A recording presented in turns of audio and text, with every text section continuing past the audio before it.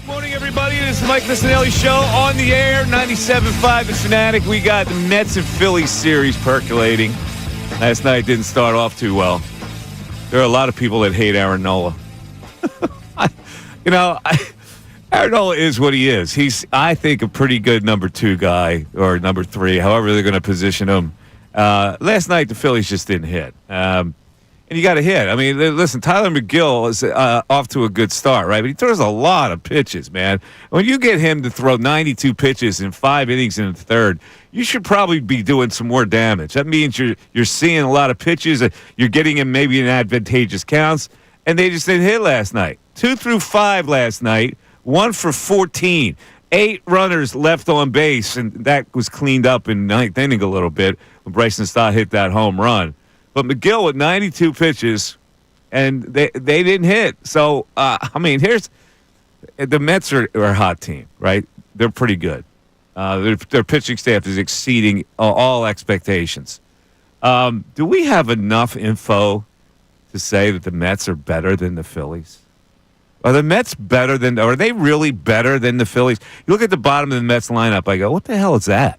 What are they throwing out there? But the Phillies, to me, have a better lineup top to bottom. They have a better starting pitching staff, and yet they trailed the New York Mets here, and the Mets comfortably last night until the ninth inning when they had to bring Diaz in there, win game 1 of the series. The Phillies now trying to salvage this series with a couple more games. So Bill Colarulo is here. Ray Dunn is here. Bill, didn't hit last night, and do we have enough info to say the Mets are better? Yeah, good morning, Mike. Good morning, Raymond. Ray, unfortunately, was in the building last night. Ray was in the house last night at Citi Field, yes. But he'll tell us a breakdown of that a little bit later, but I'm proud of him. He stayed. He saw Bryson Stott's home run. He didn't bail in a 5-0 game. Oh, there you go. But look, right now, yeah, the Mets are a better team. Now, will that play out over 162 games? I don't know. You look at it on paper, and I can't believe that the Mets starting pitching is number 1 in all of baseball in terms of ERA. And you look at that bullpen, and they're number 3 in all of baseball, and you saw it last night. And even though McGill threw 90-something pitches and only 5 1/3, he struck the Phillies out 10 times. They K'd 10 times last night against McGill. They only had 3 hits through the first 8 innings. So I know everybody wants to talk about Aaron Nola today. Oh, Aaron Nola. It's all I heard. I heard it on the morning show, too. Aaron Nola basically only gave up 2 earned last night. That's it. He gives up a solo in the first, a solo shot in the second. Everyone, here we go again with Nola and the home runs. But then he settled down. Even though his velocity was down, I thought he pitched okay. And the only reason you had to bring him out in the 7th was because the bullpen has been overused. So you bring out Nola in the 7th. He gives up a single. He walks a guy. And then you go to Ruiz thinking, all right, he's got to get out of this inning. And he gives up a 3-run home run to Lindor. So why are we so focused on Nola when the offense only has 3 hits through the first 8 innings? We're sick and tired of seeing him give up home runs. I get it, but Nola did enough for you to win that game, I don't know Mike. he did enough. He gave up a leadoff home run.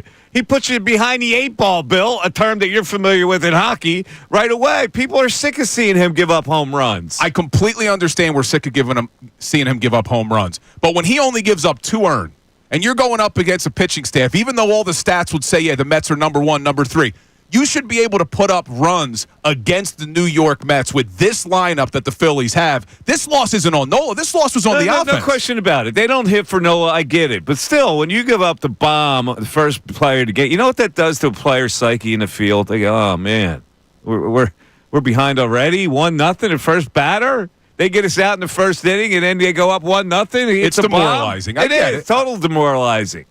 I get it, but look, this is what you're going to get from Aaron Nola. We know he gives up a lot of home runs, but I'm just looking back. I'm tired of it. I know you're tired of it, but this is who he is. Runs. You give up home runs. That's big when you give up home runs. This is who he is, and he's always been that way. And I'm looking at his numbers, and it's just crazy. We attacked the guy. In the last 3 years, he's pitched the second most innings of any starting pitcher in all of baseball. I know he goes out there, he posts up. I go, all that's admirable.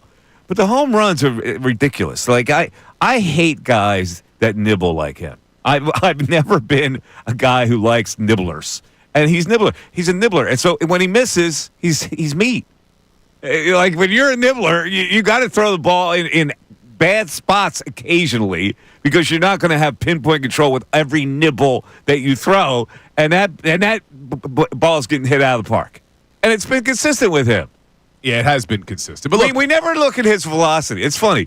We look at everybody else's velocity. We never look at Aaron Nole's lack of velocity. well, Rob Thompson was asked about it last night because his velocity was down last night. Yeah, cold weather. He's attributed it to cold weather. It was pretty cold there, though, wasn't it, Ray? Oh, it's chilly. Yeah.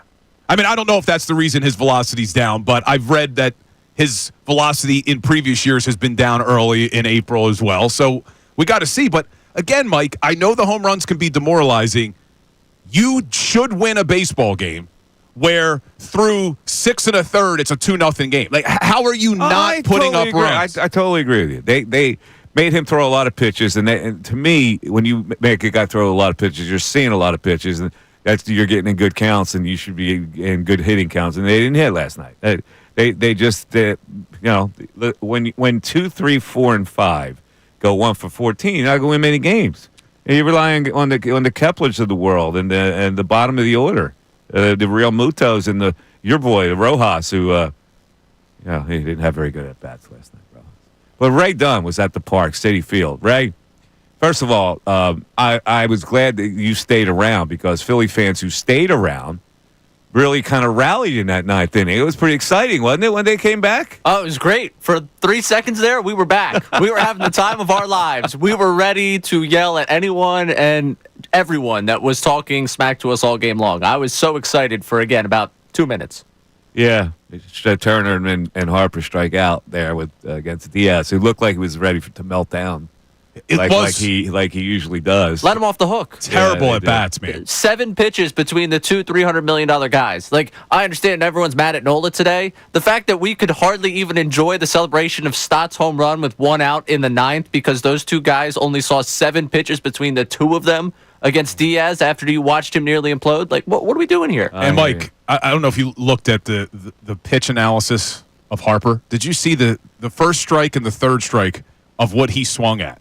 Now, I know it's hard. The third pitch drops. The low slider inside, right? Yes. First pitch. Yeah. And then another ball in the dirt, and he swung at. And he swung at the ball in the dirt. But, I mean, 3 pitches. Come on, Bryce.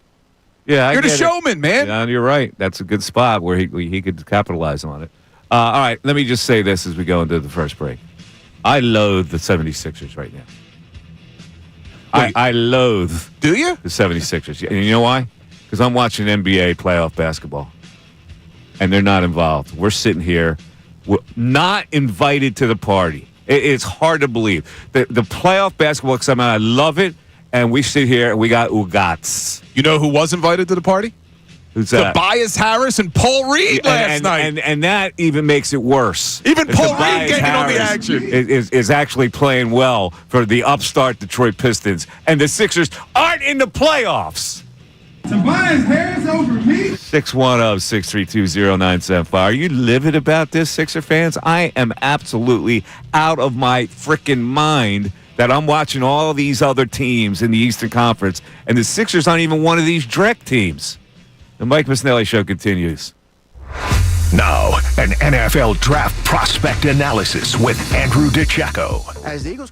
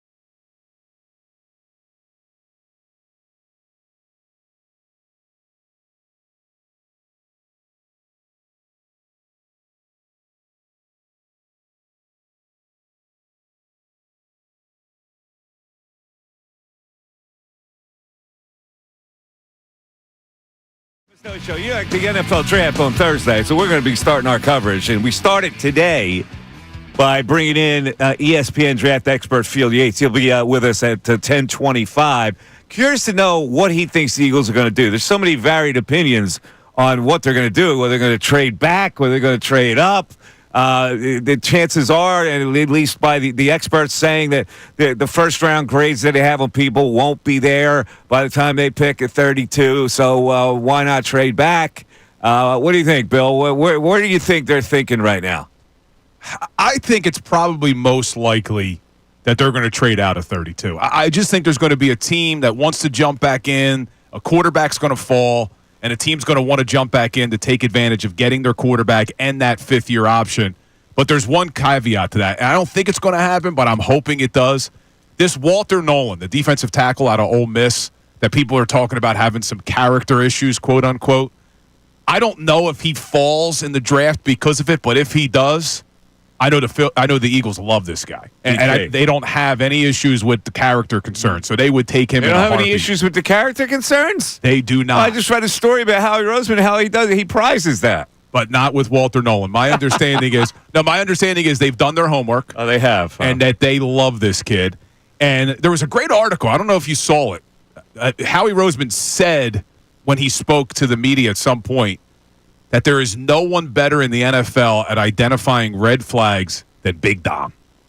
That Big Dom evaluates all these draft picks. See, everybody thinks Big Dom is just a security guard. He is not, and we've talked about this before. He's the reason that he gets all the dirt on all these potential draft picks and gives them the okay or tells them to pass on certain prospects. And I think when it comes to Walter Nolan, they have no issues with character concerns.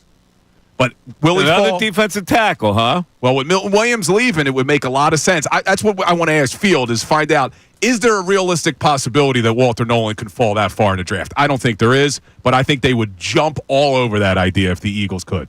Okay. Well, we'll have to keep our eye on that if somebody slides down. I know they do the research, they're satisfied. I think the people who say that go, we really want this guy, so we'll look past stuff. Yeah, maybe. Yeah, right. We'll take the guy even though he has character concerns because we can always recover from that. But I'm looking at the quote from Howie because he was asked about the whole character, and he says we do have objective criteria that we look that would take players off the board. But then his quote was, "That starts with Dom. I don't think there's any doubt that he is the best in the National Football League, and in my opinion, in all of sports at what he does, his ability to not only gather information but have a feel for people." And then we just have to make those judgments in those situations. I'm telling you, man, Big Dom's got the Italian charm when he calls somebody. Hey, what you can tell me about this guy? Yeah, I've heard this guy is kind of a nice guy, but a couple things. What do you think? I saw a video yesterday circulating Twitter, and it was Tony Soprano, and I'm forgetting what episode it was, where he's driving in the car and he's singing a song or whatever, and then it said above it, Big Dom on his way to find the guy who stole A.J. Brown's car. All right, anyway, let's take a break. We'll come back. We got Field Yates talking about the draft. We maybe give you a little clue where the Eagles will be going right after this. The Mike Missanelli Show continues. Fanatic Sports Update. Nola falls 0-5. I'm Ray Dunn with this Fanatic Sports Update. Aaron Nola allowed 4 earned runs in 6 of the third innings on Monday night against the Mets as the Phillies fell 5-4 at Citi Field. The Phillies didn't scratch across any runs until they put up 4 in the ninth, including a 3-run homer from Bryson Stott off of Edwin Diaz. It wasn't enough as Trey Turner and Bryce Harper went down consecutively to end the game, and Aaron Nola fell to 0-5 on the year. Phillies and Mets match up again tonight at 7:10 with Christopher Sanchez and Griffin Canning on the mound. That one again, a 7:10 first pitch up at Citi Field. Eagles signed center Cam Jurgens to a 4-year contract extension worth $68 million yesterday. The Pro Bowl center met with the media following the contract extension and talked about it. It feels kind of surreal, getting to a point like this. I mean, this is life-changing. I'm just so thrilled that I got lucky enough to get drafted here and getting this deal done. I mean, I feel, secure that I'm going to be here for a long time. Next order of business for the Birds, the draft. Field Yates of ESPN will join us coming up in the next segment to talk about everything going on with the Birds and across the NFL as it relates to the draft on Thursday. In the NBA playoffs last night, Bias Harris had double-double in the Pistons, 100-94 Game 2 win against the New York Knicks. This update is brought to you by Macy's Backstage. What we found at Macy's Backstage, have out fun Mother's Day gifts, get low prices every day on unique finds before they're gone. Find a location near you at Macy'sBackstage.com. Off price, on trend, arriving daily. I'm Ray Dunn on your home for the best Birds 2025 NFL draft coverage. 97.5 The Fanatic and 97.5thefanatic.com. We want to.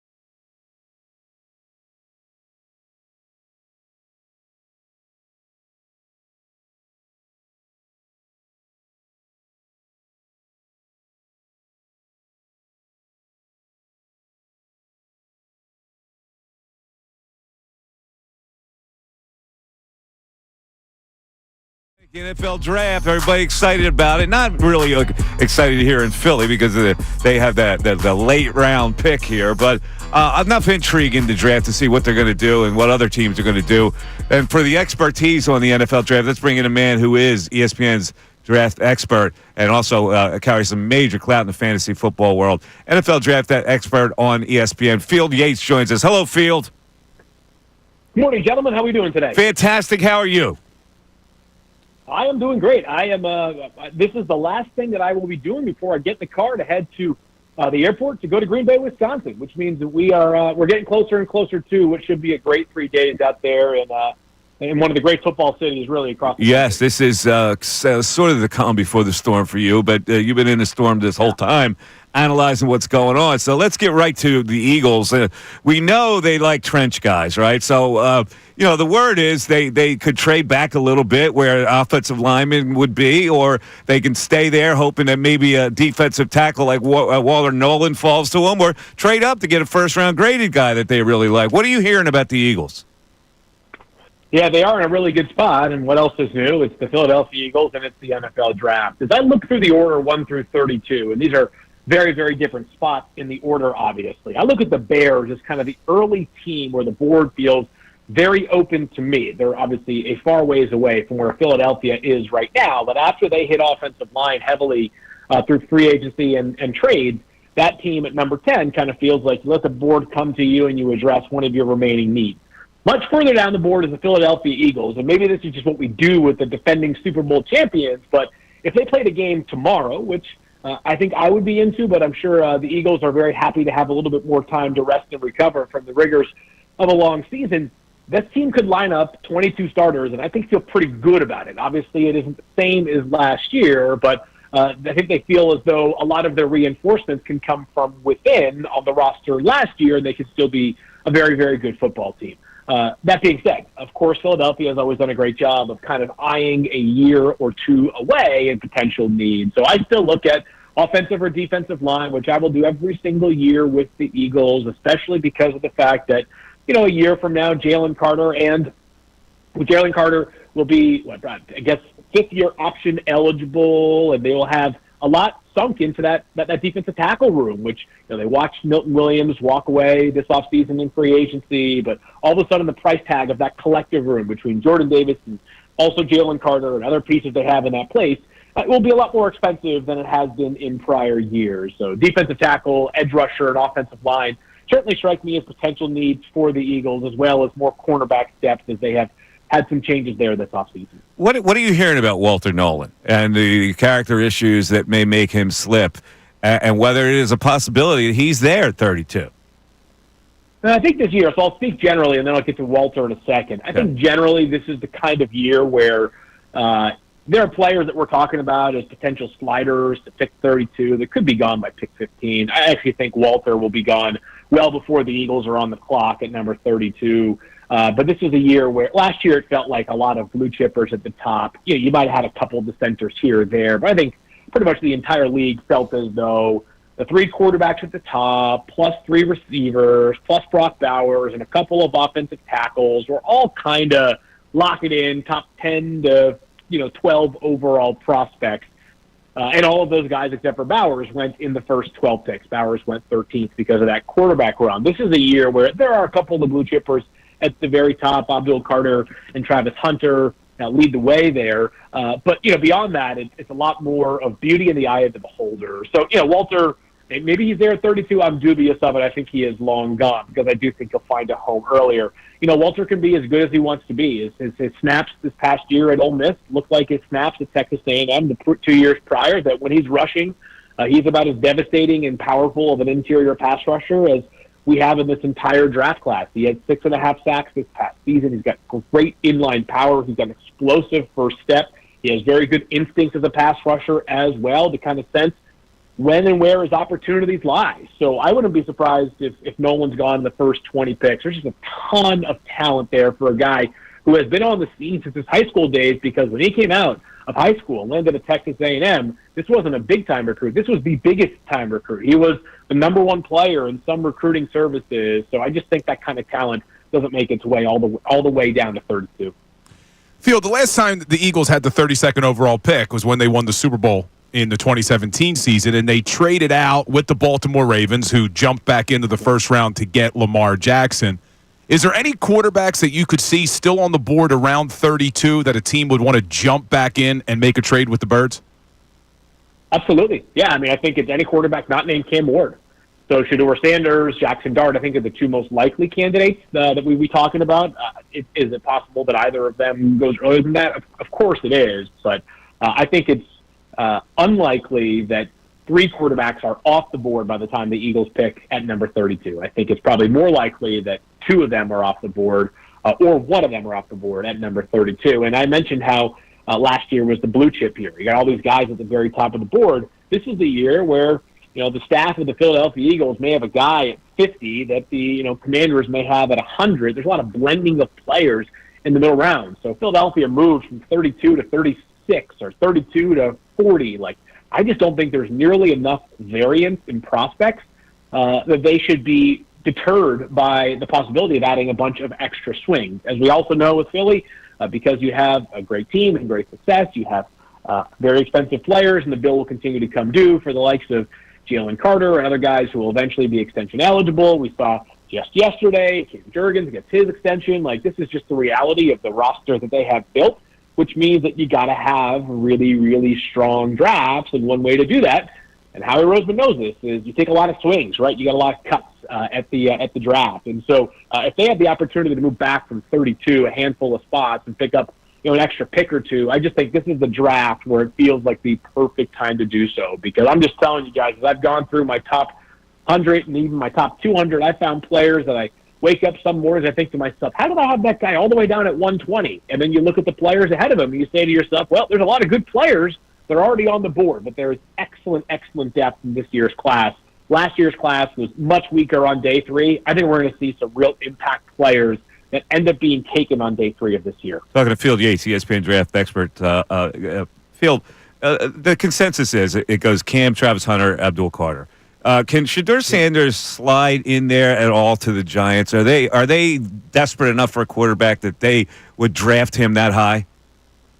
Yeah, I think that, first of all, it's possible. For sure it's possible. I don't know if it's likely, but it's possible. I think that the Giants' calculus is more along these lines, is that I don't think they have Shedeur Sanders as a higher graded prospect than Abdul Carter. If they did, this conversation would not be a conversation at all, right? It would be, we're taking Shedeur and we're feeling great about it. I think it comes down to this.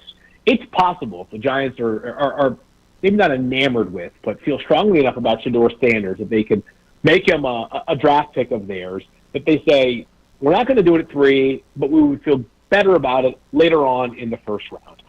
As you guys know, though, the significant risk that comes with that is I don't think that the Raiders or the Jets or the Saints are going to take Shedeur Sanders at pick 6, 7, and 9.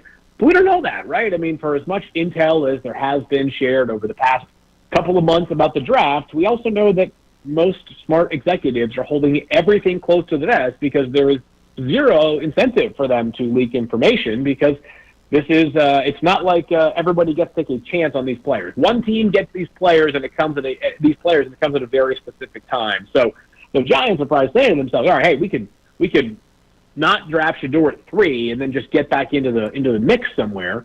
But how do you guarantee that? You can't. I mean, unless you have a deal already orchestrated to trade back into the first round, but it just becomes a much more complicated exercise. So my guess is Shedeur Sanders probably does not go 3. And once that happens, then if the Giants feel strongly about Shedeur, then they're running some risk, because it just takes one other team to either be ahead of you when you pick next or jump ahead of you when you pick next to make him their developmental quarterback.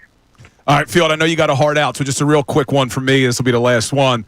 In your latest mock draft with Mel Kiper, you had the Eagles taking Jahad Campbell, the linebacker out of Alabama, local kid at 32.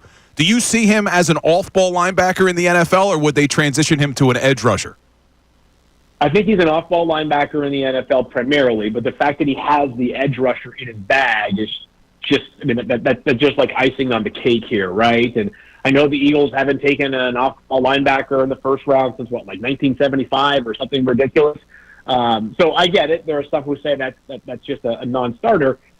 I also don't think the Eagles were being talked about as a big money running back team last year. And now Howie Roseman has made Saquon Barkley the highest paid running back in NFL history. I think kind of the beauty of Howie is that he is unafraid to zig when everybody thinks he is going to zag. He is constantly looking for market inefficiencies that he can exploit. So Campbell, who's got some health concerns, he's coming off of labrum tear surgery, which was done after the combine. So you're talking about early March for that surgery. Could be a 6-month recovery. It might be that he's not full strength at the start of training camp or even the start of the regular season. But the Eagles, as we know, as a reigning champion, they've got plenty of talent on this roster that they can wait. I mean, they have drafted players recently in the back end of the first round, like Nolan Smith, who in effect were developmental players in their first season. So the Eagles, the beauty of always drafting for value and not drafting for need is that once you get on that cycle, it allows you to continually add good players because you're not falling victim to the pressure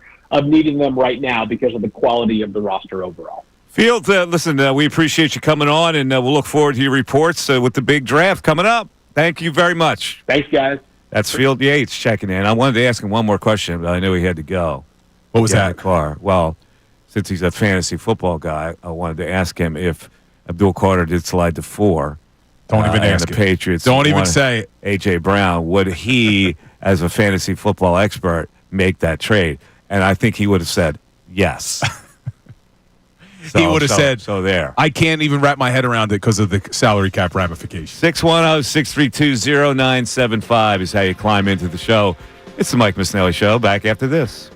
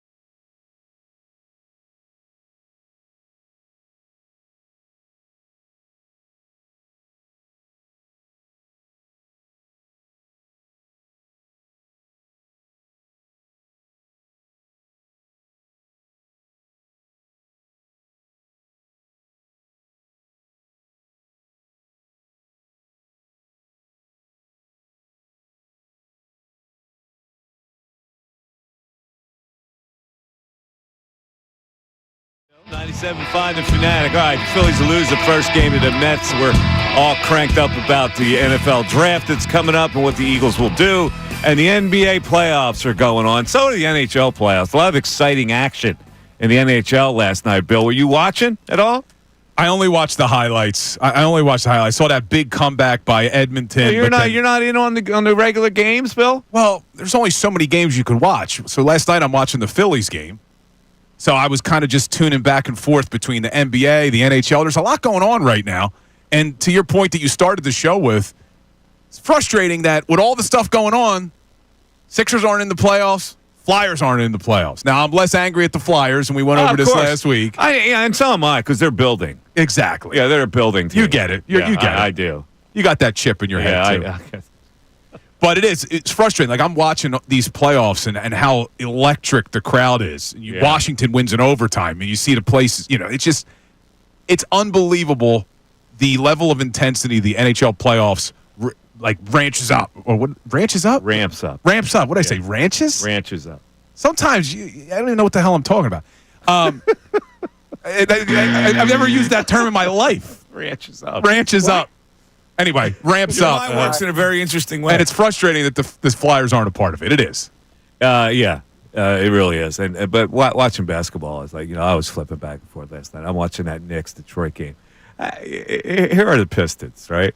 A team that was left for dead last year. They win 14 games.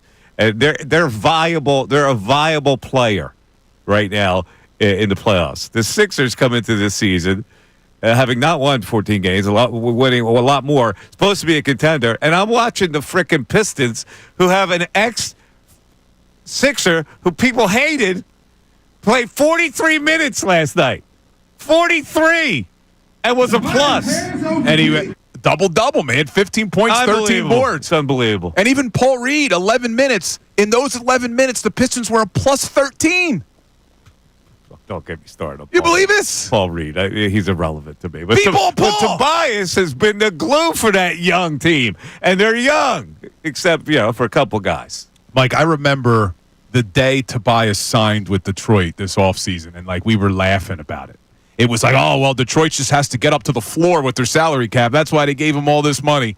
And now who's the ones laughing at who? They have a legitimate young star player, the Detroit Pistons. Who, that Cade guy? Yeah, Cade. Yeah. That Cade guy, yeah. Cade Cunningham. The Sixers have Maxey. That's nice. But the difference is clear. Cade Cunningham is a grown man. He's just a grown man. He's big. He influences the game. He's got size. Maxey can only do so much with that frame. Yeah, Cade dropped 33 last night. It's frustrating, Mike. It is frustrating. But, hey, listen. Sixers are running it back. Everything's going to be fine. Yeah. Embiid's going to be healthy. Paul George is going to keep the podcast off the air for a little while. We're going to be just fine, Ray. I know. All right, so Ray Dunn was at Citi Field last night.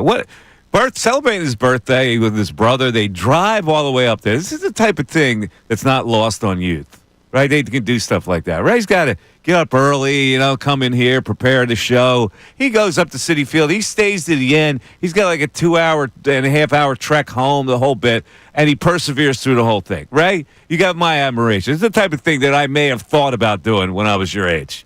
Right now, no. But give me the experience of Citi Field last night. It was great. I'll be honest with you. The drive was something I was leery of. I thought that we were going to end up in a lot of traffic, and it was going to be cutting it tight to get actually into the game. We got there with plenty of time. We were parked before 6 o'clock. We got to wander around Citi Field. Nice ballpark. The food options were overwhelming. My friend got a filet mignon sandwich, cheese sandwich. Yeah, that filet mignon sandwich must be nice. Yeah, no, I guess he's a bigwig now. I didn't realize how much was that, baby? $45. $25 for a filet mignon sandwich. I did not realize that he all of a sudden hit a new tax bracket, but I was very happy for him and all of his success. Good for him. We got that. I saw the lobster roll set up. Yeah, $33 if you wanted it. $33 for the lobster roll. I didn't go for it. I found the sushi. That was like $15, $16. Also did not go for that. I got the burger, which was pretty good from, what was it, Adam Richman's Burgers, yeah, the Palafrita blend. You got the Juicy Lucy with the cheese in the middle. Yeah, so good. Yeah? Oh, it was so Worth it? How much? $18. $18 for a burger? What do you think, Bill? I mean, you expect it. It's a ballpark in New York. It was the experience. I paid $6 for the experience of getting something from Citi Field. $12 burger I can stomach. I hear you. I got to ask you something about it because Sean in our YouTube chat just said it, and I heard it the whole broadcast, and you hear it every time. How loud are the planes coming by? Oh, so loud. Every few minutes. Well, it's funny because they're doing the anthem, and you hear the plane coming through, and your mind is programmed like, wow, they're doing a flyover for a random game. It's no, it's just LaGuardia. That's Just somebody landed. Someone's flying. It actually used to be worse when they had the field on the opposite side of the parking lot. It's actually, I bet. Yeah, it was worse then. Also, one wrong turn up there. The roads are brutal. To get into the stadium in Queens? Yes. Yeah? But did not know which way to get in. Took a left instead of a right. And my low to the ground 2002 Toyota Avalon was not ready for the potholes that back area had in Flushing. Wait, you took your car up? Yeah. That car by the end of last night was battling. That's a little risky, yeah. It was battling. We drove up from the shore yesterday morning in that car. Drove it up to New York and drove it back from New York. By the time I got my buddy to his apartment last night, I was like, I don't think this thing's going to get me the 5 minutes I needed to get me back. What's the parking situation like? Is it a big enough lot where you go in? It's kind of like what we have here? Yeah, and we were there early enough where there was still plenty of spaces. And, my friend that lives up there, the one that got the filet mignon sandwich, he parked under the bridge because, he didn't want to pay for parking. Yeah. And I was like, hey, man, I'm not driving you back to where you got to go in the middle of the city if the thing gets taken. That's on you. But he had no problems with it, so it was good. All right, so let me ask you a question. The representation of Philly fans at Citi Field, is it the same as when the Mets fans invade here? I would say it was impressive, the number of us that were up there. I still would say I think the Mets probably send more people down here because I think it's just a cheaper experience. Yeah. Like, we paid $40 for parking. Like, 40. Yeah, that's already a barrier that I didn't realize existed on that one. And how much was the ticket? I think it was, so no one's asked me yet to pay for the ticket, and I'm not sure if this is like, oh, hey, we got you for the birthday, or like I have to go seek out whoever paid for these tickets. Because these plans were made while I was in the mountains. I thought you said they were $15. I thought they were $15 tickets. That's what speculation was, but I still have not yet gotten that confirmed. That's impossible. $15. He said they got some sort of special deal. It was some deal when they signed Soto that they did this. Really? Oh, see, I thought it was more of like Ray Dunn from ESPN and the Mike Missanelli show. This is how you know that we were well represented up in Philadelphia, because someone came up to me. And if someone comes up to me, you know that there's enough Phillies fans in the ballpark. Recognized slopping down his Juicy Lucy at $18. Yes, that was happening. There you go. I was eating the burger. What's better, Ray getting recognized at Citi Field or me getting recognized at a viewing last night? A little weird. Got recognized I'm going through the viewing line, and someone's like, hey, I know this is weird. It's a viewing, but just want to tell you I love the show. Appreciate it. Sorry for your loss. I said, thanks. Sorry for your loss.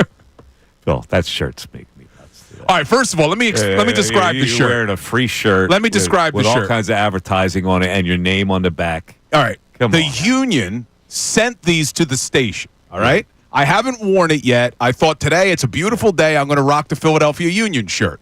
As I'm walking out the door, my wife takes a shot at me. She makes fun of me about the shirt. She's like, "You really wearing that?" And then starts laughing at me. And then she goes, "I can't wait to get on the YouTube chat this morning to see what they're going to say." That's a shirt you hang in a closet, man. No, you wear this. You don't wear that. Come on now. It's a souvenir. The Thomas English muffin on the front. I turned it down. Well, of course. Because I tell you, I'm not going to wear it. Why put it in the closet with my name on it? People said that I just wanted to wear it because soccer shirts run small. Of course. Look at that shirt. Again, it's a large. It's JCPenney's, the little boy's shop you wear. It's a large. 610, it's a large, your ass. 610-632-0975. Mike Missanelli Show continues. Fanatic Sports Update. Ola Falls 0-5. I'm Ray Dunn with this Fanatic Sports Update. Aaron Nola allowed 4 earned at 6 1/3 innings on Monday night against the Mets as the Phillies fell 5-4 at Citi Field. The Phillies didn't scratch across any runs, so they put up 4 in the 9th, including a 3-run homer from Bryson Stott off Edwin Diaz. It wasn't enough as Trey Turner and Bryce Harper went down consecutively to end the game. Aaron Nola fell to 0-5 on the year. Phillies and Mets match begin tonight at 7:10. Christopher Sanchez getting the ball for the Phillies. Griffin Canning getting the ball for the Mets. Eagles signed center Cam Jurgens to a 4-year extension worth $68 million yesterday. The Pro Bowl center met with media following the extension and talked about it. It feels kind of surreal, getting to a point like this. I mean, this is life-changing. I'm just so thrilled that I got lucky enough to get drafted here and getting this deal done. I mean, I feel, secure that I'm going to be here for a long time. Next order of business for the Birds, the draft on Thursday into the first round in the NFL. We had ESPN's Field Yates on earlier in the 10 o'clock hour to talk about everything going on with draft. You catch that conversation one more time at 975thefanatic.com. And in the NBA playoffs last night, Tobias Harris and the Pistons knocked off the New York Knicks 100-94. Tobias with a double-double. This update brought to you by Straight Talk Wireless. Get a wireless plan that saves you money on an extra trip. Switch to Straight Talk at your local Walmart while you shop for those little oranges the kids love. It's real unlimited data with real convenience. I'm Ray Dunn on the home of the 76ers and the Flyers. 97.5 The Fanatic and 97.5thefanatic.com.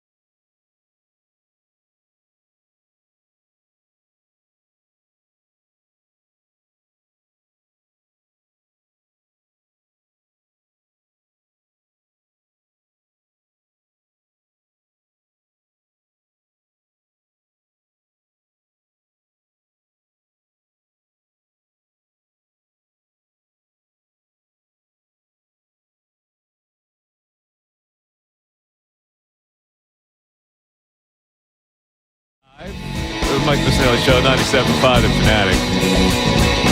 You know, I saw a picture of, did you see the picture of the Pope in the casket? I did not. They released a picture of wherever they're going to put the Pope for the viewing. I'm assuming it would be In St. the- Peter's in the Basilica, casket. Yeah. I'm not so sure I like that. To see the Pope in the casket. I like to remember the Pope in a different way. That goes for all viewings. I was going to say, I'm not a huge fan of, I mean, no one is, but viewings always are just a little awkward. And they really are. here's what my Have we gone? here's what my family loves to do. What's that? I get this from my mom, my He grandma all the looks time. so good. Yeah. Oh, He looks so beautiful. Looks so, didn't even look dead. Looked beautiful. Not About everything. It's like, what are you talking There's nobody about? that looks beautiful in corpse form. Oh, there really isn't. Because or- it's like a completely different person than you know. Or the worst is when, oh, Billy, did you see how terrible he looked? He's dead. Well, that's an old, You ever get that from my mom sometimes? That's an Oh, old, look terrible. That's an old Italian thing. Yes. It's a total old Italian Old Italian thing for sure. Yeah, where there's Italians in viewing. And, you know, they used to have the criers as well. Yeah. You know? Yeah. But I got it this morning. I told you I was at a viewing last night. My Yeah, mom you were said at a she viewing. she looked beautiful. My mom said to me this morning on the way in. And I just shake my I don't know. head. I just saw the Pope and I go, the Pope deserves more dignity than just be, I don't know. I think that's tradition, though. I think they do it guess every it time. is. They put he's got the Pope hat. And I think that's all tradition. But I yeah, guess. the whole concept. What are you doing? Are you getting? You going to get cremated? What are you going to do? I am not getting viewed in a casket. No. Did you already purchase your plot? No. I don't want to pump that. If I'm getting cremated, I don't need a plot. Oh, you are getting cremated. Yeah, there's no way I'm going to have people look at me dead. Yeah. Ray, you have any ideas yet? You're too young to think about this. Yeah. See, I'm at like the I have not awkward thought age. about I feel like I need to make sure I have my will in order and all that, you know? You have your will done? Do you? You going to amend it now that we're best friends? I'm 100 years old, of course. You going to amend it now? Little supplement? Throw Billy Bones? Yeah, I'm gonna give you my Union jersey with my my name on the back. You're gonna inherit. You turned it down, unfortunately. No, that would have been a nice I got thing one to from the leave. past, the one that says Bimbo on it, not the Thomas English Muffin one, the Bimbo one. Unfortunately, Mike's is a large, so Bill would never wear it. No, large is fine. We go with the larges. I swear to God, if you look at it, it's a boy's large that he wears. That's what it is. It's a youth large. He does what Jerry did with the pants, with the Yeah. jeans. Yes. He's writing on the tag. Oh, so speaking of old Italian traditions Customs. like that mothers do. Yeah. So in addition to that, on Easter Sunday, I got this. Billy, did you gain some weight? Did you gain a little weight? My wife couldn't stop laughing. I'm like, what are you talking about? I gained weight. This from your mother? Yeah, my mom. Oh, no, you look good. You look good. But did you put on some weight? You look good. Typical Italian You know mom. what I used to get a lot. I don't know if you grew up with this. When they bring home a piece of roast beef, like a roast that you're going to roast, right? And they open it, or whether it's veal cutlets or whatever, and they open it up. You know, it's wrapped in the brown paper because you went to the butcher store. Yeah. And they open it up. They go, "Isn't that a beautiful piece of meat?" Right? Look at that. Isn't that a beautiful piece of meat? Look at it. That guy's Yeah. got good meats. Yes. My grandmother would only go to the hell is same that? place, the same butcher shop every time. That guy's got good meats. Or my grandma would make her meatballs and be like, I couldn't get the meat from G&M. It's not going to taste as good if it didn't come from the same butcher I shop. remember I ripped my mom on the air for putting turkey meat in her turkey meatballs. My dad had a heart diagnosis or something. She was going to cut down on the beef, right? Turkey meatballs. So I ripped her on the air. I had her on the air. I ripped her. She was probably very offended. No, she laughed. She laughed. But it's the Mike Missanelli Show. It is 11 o'clock. It's 97.5 The Fanatic, and also WPEN and WPEN HD1, Burlington, Philadelphia, Beasley Media Group station, broadcasting live from the Comcast Business Studios, powering possibilities. You know, I thought in this hour, Bill, with all the stuff we're talking about, we'll get to our text board. Hopefully we get some calls. You know, there's a lot of people that have their own ideas on what a sports talk radio show should be. Oh, yeah. And I thought that I would entertain those thoughts from people. either via text or via call. Like a lot of people, well, why do you do this? Well, how come you didn't do this? So I would like for the people out there to program what they think would be the perfect sports talk radio show. Oh, this is and things that we're doing and that they like, things that we're doing that they don't like, things that they think that we should be adding on, stuff like that. Just an overall evaluation in general on what you want to hear from Sports Talk Radio. Yeah, this is going to be fun. This is going to be great. Now, what do you responses? What do you think most people would say? More positivity. More positivity. Interesting. Like, I've had people say, I don't understand why you guys just can't be positive all the time. It's like, well, our job is to analyze not only the positives, but the negatives. You know, you can't just be positive all the time. Then you're just a cheerleader. Right. What do you think that the people would be saying? Les Bill. Oh, come on.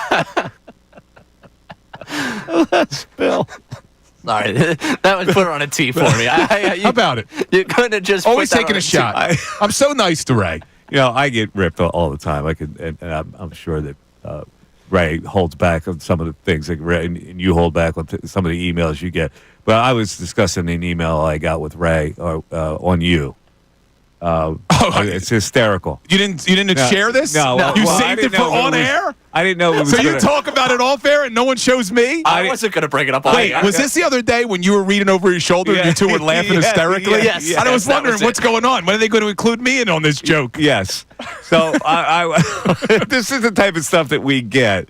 I have to find it, but I'll definitely find it. It's in my archives. Why wouldn't you share it with me? I got thick skin. I don't know. I don't know how thick people's skin is from time to time. Oh man, this must be real. For Mike not to show me, this must be bad. It was really funny. Yeah, it's really nothing you wouldn't just read and reply to a tweet you send out. Yeah, I got you. Yeah. Right. So yeah. Well, we'll have to find that. We'll read that. But we already got one suggestion on our YouTube chat from Idol76. Oh, okay. What did he say? What's Idol say? Just a hater here. The perfect sports talk radio show would be not talking about golf. Well, we didn't talk about golf. We talked about it when Rory McIlroy did something that only 5 other golfers have ever done in the history of the sport and hasn't been done in 25 years when he won the Masters, completing the career Grand Slam. Sorry that a sports talk show would bring up an historic event. Yeah, well, listen, we didn't talk about golf in the context of golf. We talked about it in the context of the Masters and all that fanfare that goes on with the Masters. We didn't analyze golf. No, we weren't really analyzing. We were talking about an historic event that occurred. Yeah, I think that guy also tweeted that out. I remember him tweeting that out. Well, there's a whole debate in the YouTube chat. It actually started before we even went on the air, because we start the YouTube early. Yeah. There was a whole debate that carried over from yesterday about whether or not golf is even a sport. They were battling in the chat about that. Yeah. Well, I mean, come on. What? You know, see, this is the thing about snobs in golf. Like, I didn't grow up with golf. Me either. So, you know, it's like you play it, you get a little older, you play it, it's a challenge against yourself. Well, why do people have the negative reaction to golf that they do? Because they don't play it. It's because they've you don't never play been experienced with it. Yeah, because before I started playing it, I didn't respect it as much as I do now when you really try. Because what a lot of people think is they look at golf as just, oh, it's the thing you do with your buddies and you get drunk. Well, no. If you actually take the sport seriously, you realize how difficult it is. Like, I don't drink on the course. I'm trying to play. I don't either. I'm trying to be good. I'll smoke a cigar on the course, but I won't drink. Yeah, you smoke a cigar. That's a nice... That's a nice thing to do. There's nothing better than smoking a cigar on a golf course. I gotta be honest with you. Nothing better, Ray. It's like chewing tobacco for people in baseball. Now, what do you do? It's soothing. So let me ask you. You're about to go drive the ball. You're on the tee box. Uh-huh. You got the cigar. No, you put it down, or you keep it in your I mouth? don't do the cigar to first tee. No, I'm saying any tee.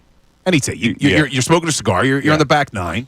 And you're about to tee off. Do you keep the cigar in your mouth when you tee off, or you put it down on the grass? Oh, no, I put it down on the grass. Yeah, so do I. I put it down on the grass. Yeah. But I've golfed with guys who just keep the thing in their mouth. I don't know how they do that. I've occasionally putted with a cigar in my mouth.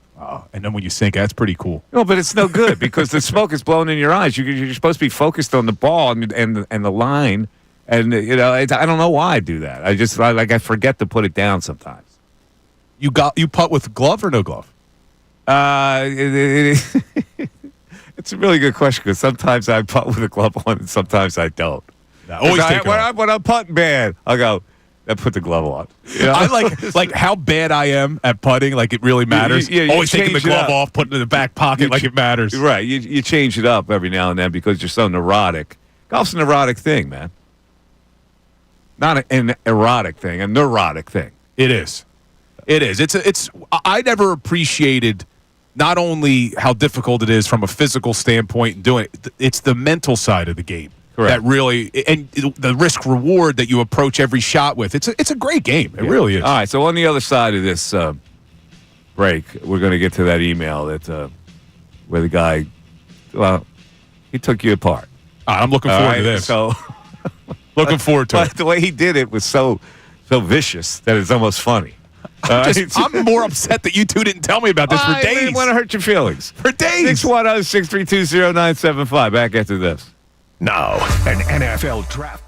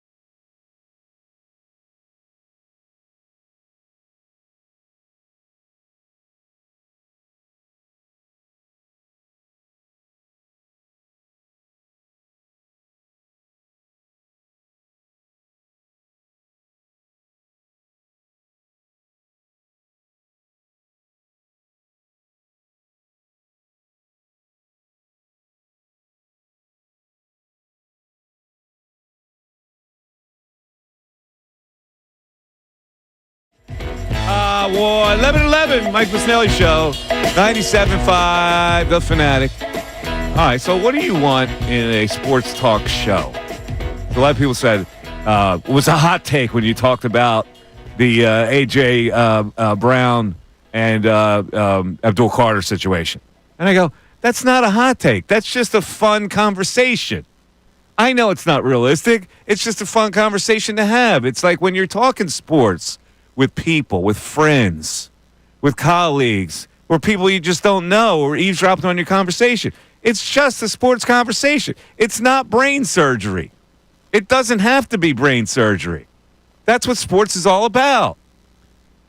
I understand that to an extent, but I will say I hated the A.J. Brown for Abdul Carter conversation. I hate things that are not possible.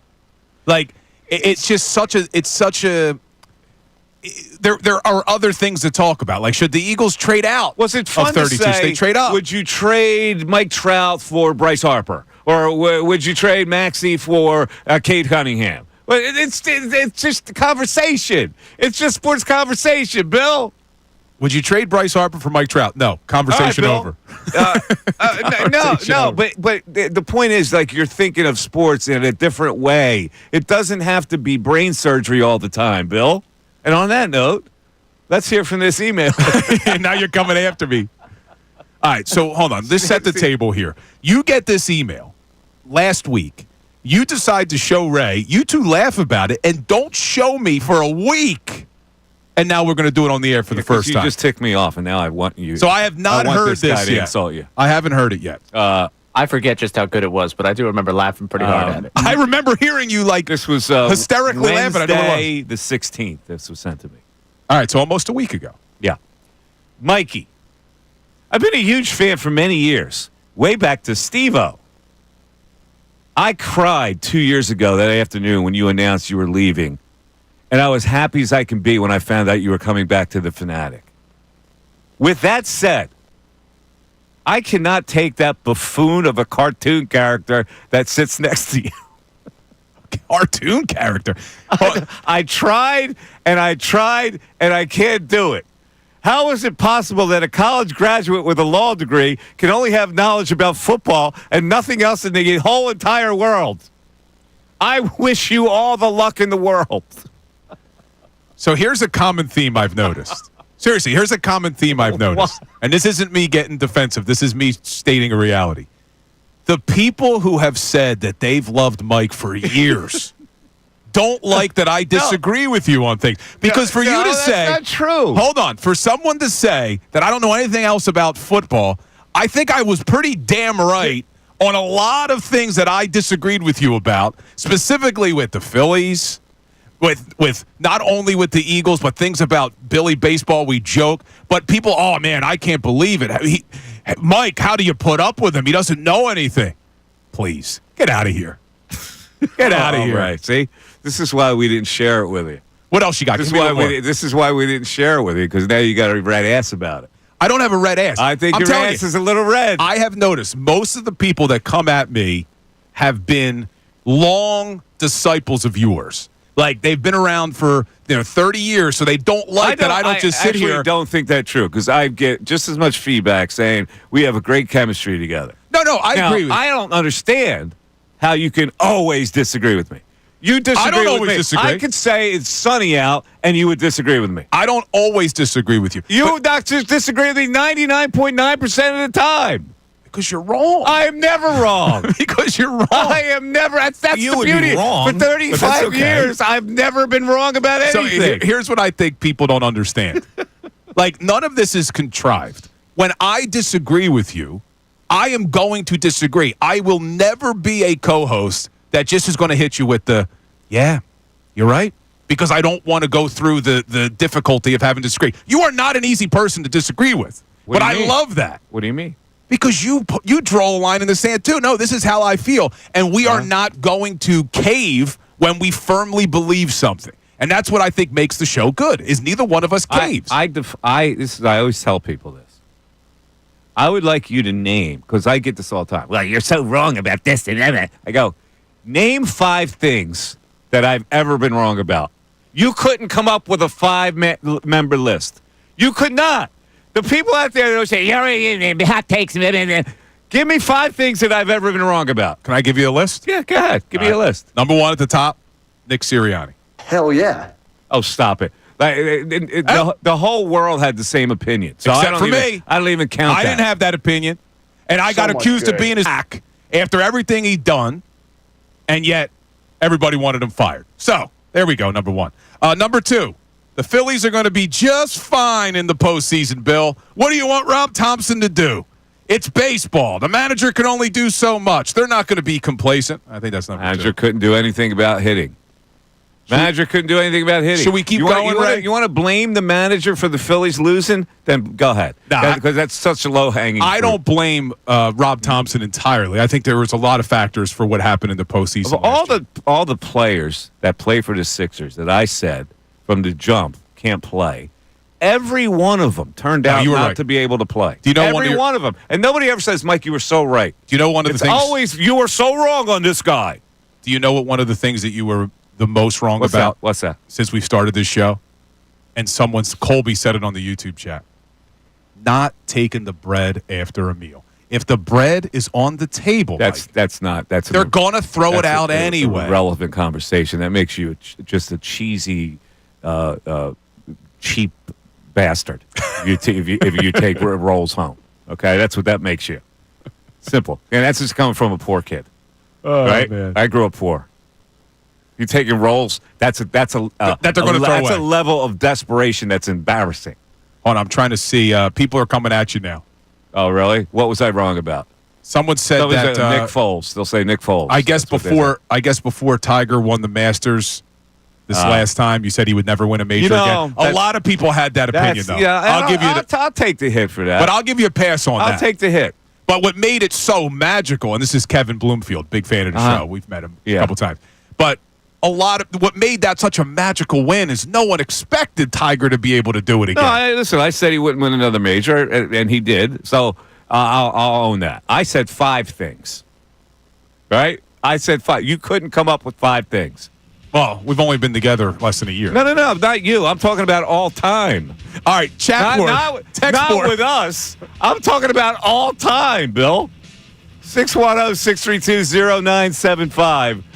Mike Missanelli Show. Your thoughts. What makes a good sports talk radio show?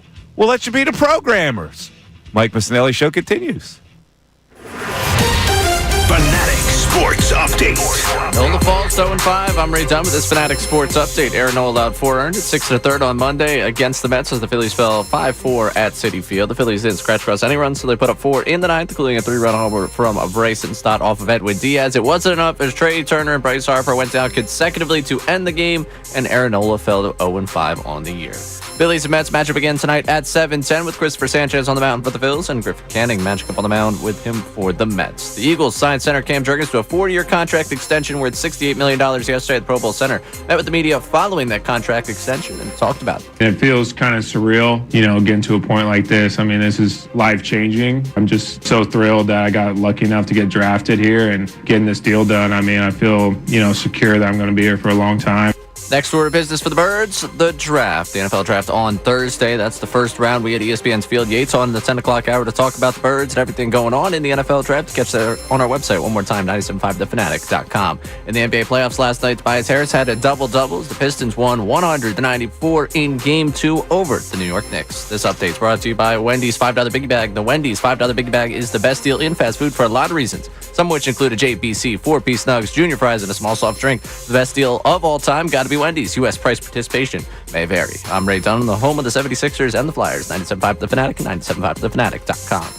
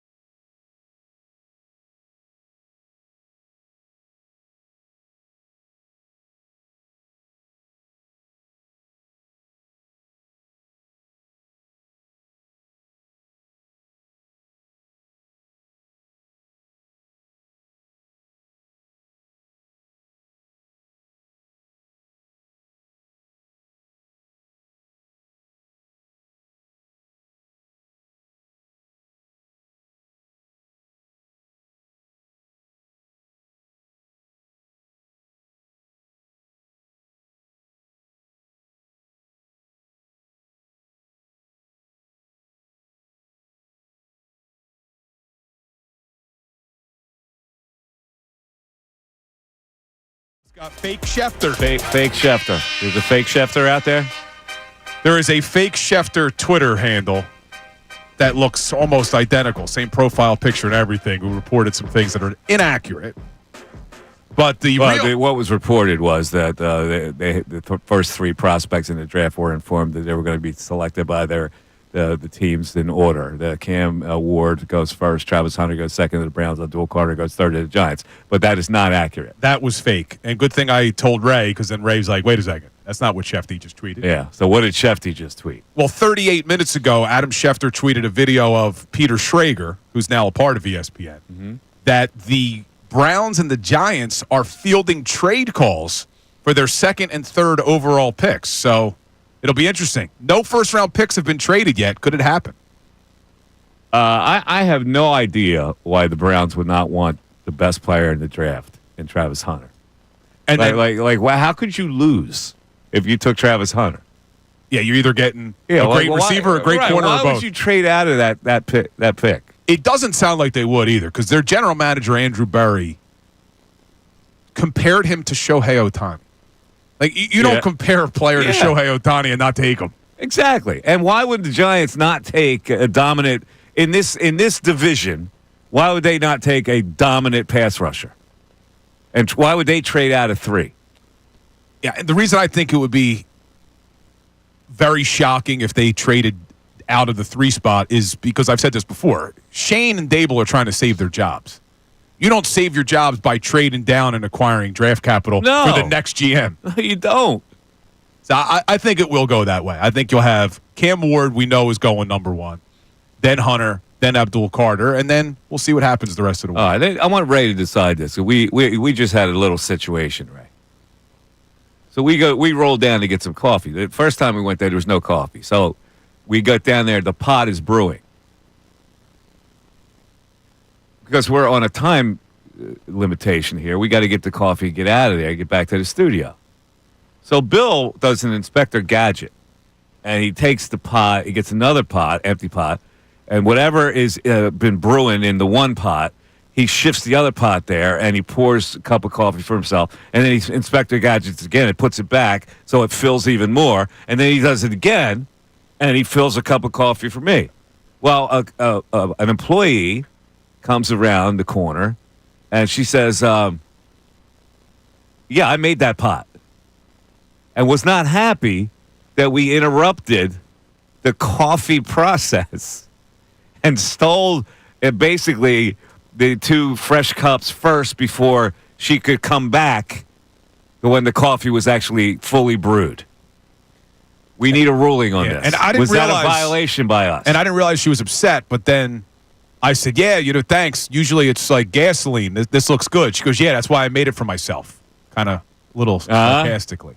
Yeah, so I'm curious just how much coffee was left for her? Plenty. Well, the pot was still filling up, so it would have been a full pot without minus 2 cups. Okay. If she had waited for the whole process to end. We couldn't wait for the process to end. If there was enough coffee for her, and she does not work on air, where she also is under similar time constraints, I think you're fine.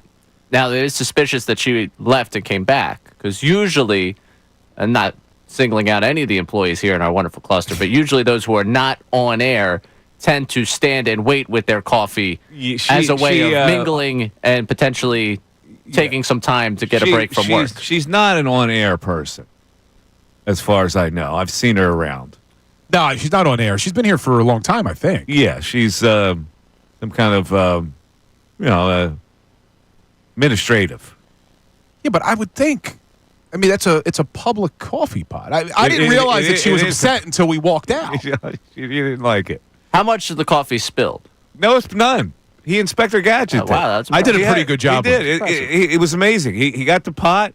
He took the one pot out and slipped the other one in at the same time, the empty pot. And then as I did it, I said, name a buffoon cartoon character who could do this. Exactly. Says someone clearly unbothered by things said about He's it. not happy. See, this is why Ray and I withheld that. I asked the YouTube chat if it was accurate. And the response was, people don't laugh when it's not true or something like that. Yeah. Well, we laughed. Yeah, we laughed. That's why. We laughed. We had a good time. So do we have We had a good time. anything on the text board? Any radio programmers who can outline what the perfect sports talk radio show would be? Yeah. We do. Got, Okay. Sorry, this text just came in from Mike Adelko. I don't want to hurt Bill's feelings by reading it to him. Let's read it on air. Oh, boy. Read it.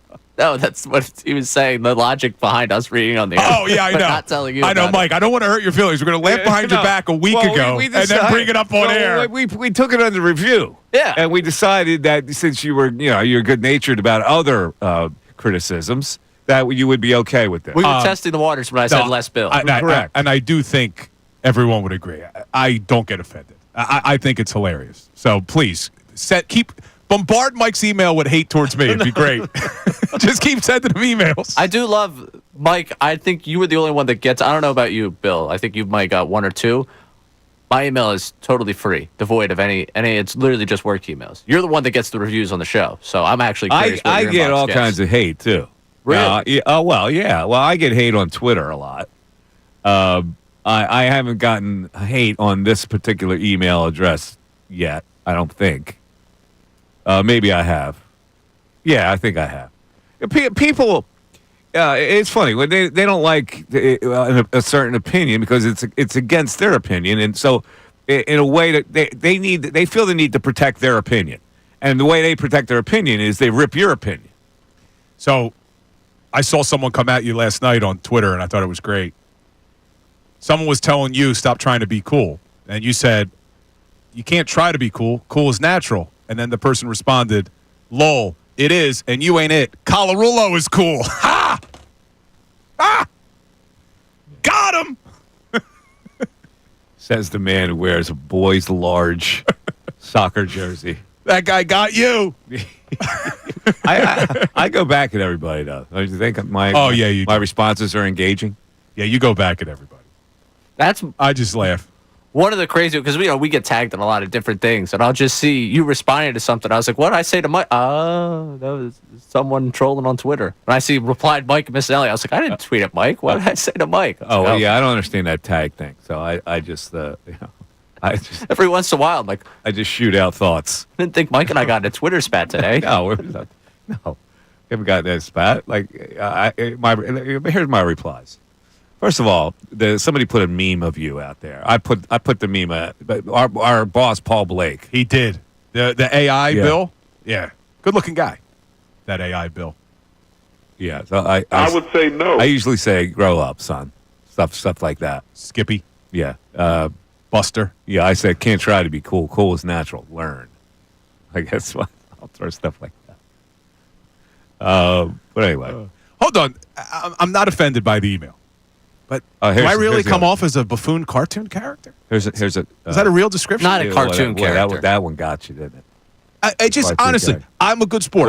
I don't get offended. It just seems inaccurate. The meme that was put out there makes you look cartoonish.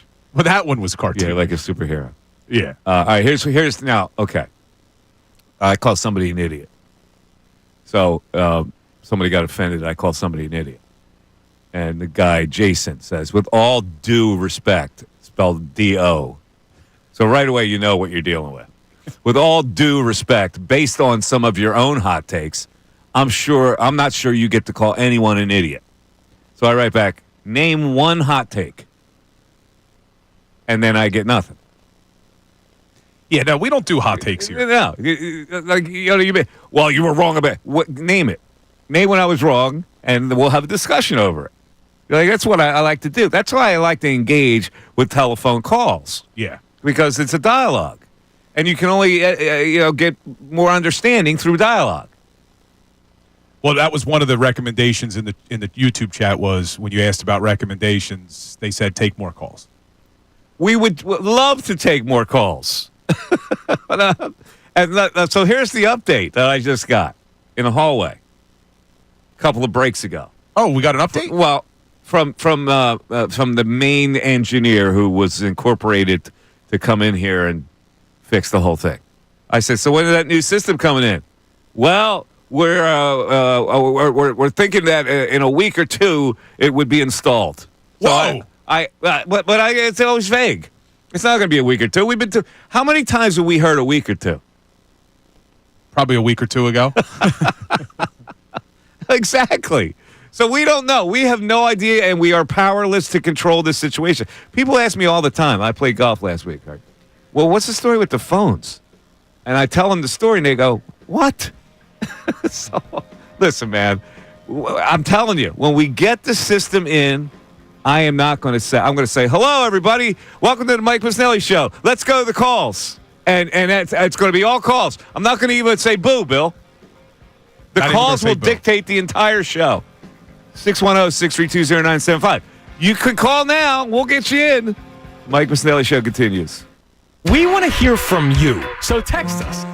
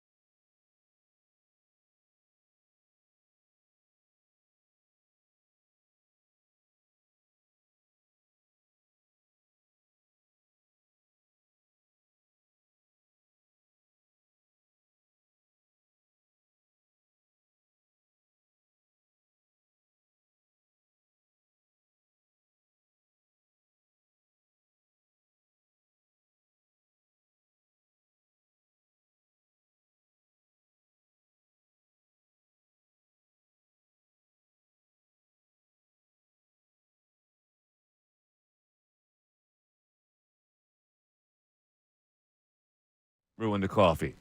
And the thing is that if we had all the time in the world, I would have gladly waited for it to fully brew and then let her take the first cup. But we don't have that luxury. No, and she knows that. She knows who we are. And she was definitely angry, right? She was definitely angry. That's what I thought, too. Yeah, she was snarky. You made a comment, and she snarked back at you.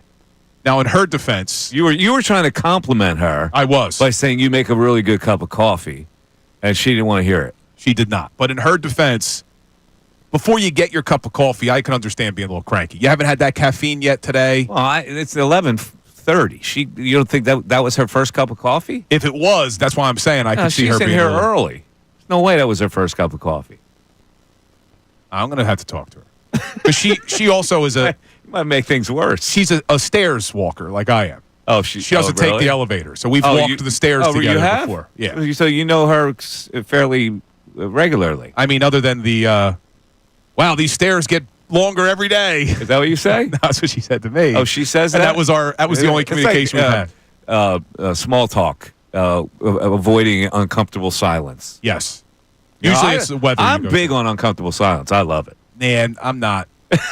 I'll usually try. Like if I go out to dinner too, like if I go out to dinner with a big group of people, I try to keep it going. The conversation. Oh, you do? Let me ask you a question. When you take the elevator, which you rarely do because you have to get in your steps, but if you take the elevator and somebody comes in on a certain floor, do you feel the need to have a conversation with the folks?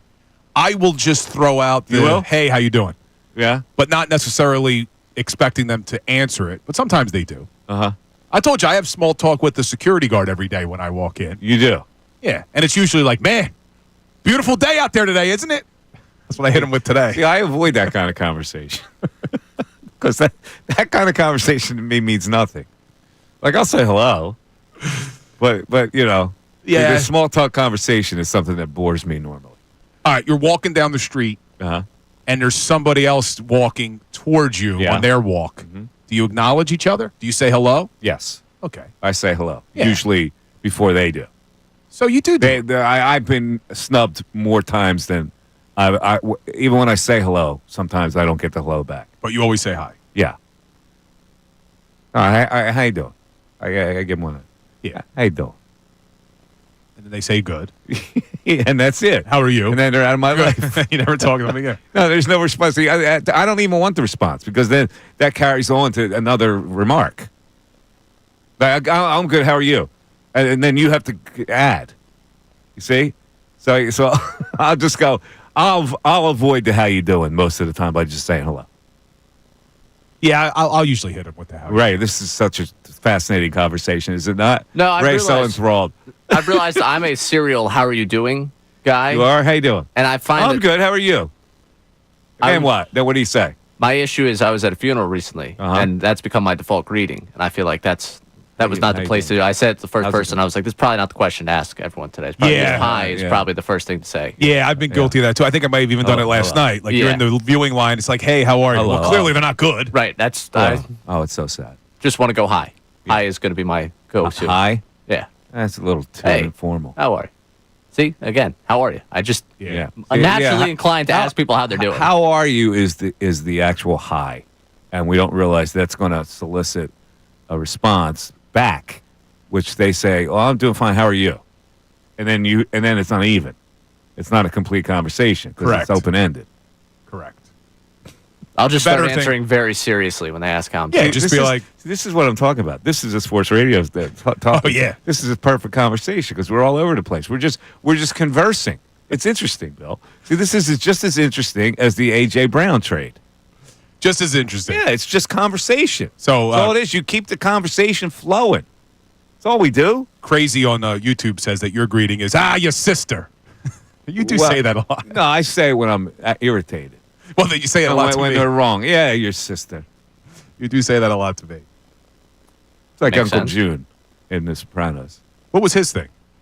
Well, he said something foul mouthed when he fell in the shower. Oh, that's right. I remember that. Yeah. You never had the makings of a varsity athlete. Uncle June, I want you to rank the Sopranos characters in order of the ones you like best. Oh, man. That's tough, dude. Yeah, give me the five that you liked best, and then we'll get back to our really important conversation All right. about the Phillies and the Mets. Uncle June's And, got to be in the top 5. Well, yeah, that's why I want you to rank Yeah, it. Uncle June. These aren't in necessarily order. I want you to put it in order. All right, it's going to take me a little while. Well, it's going to take you a little while. Well, I mean, I think Tony's at the top. yeah, I like. Yeah, I liked Tony. I wouldn't put Tony at the top. And then Uncle June. I really liked Bobby Bacala.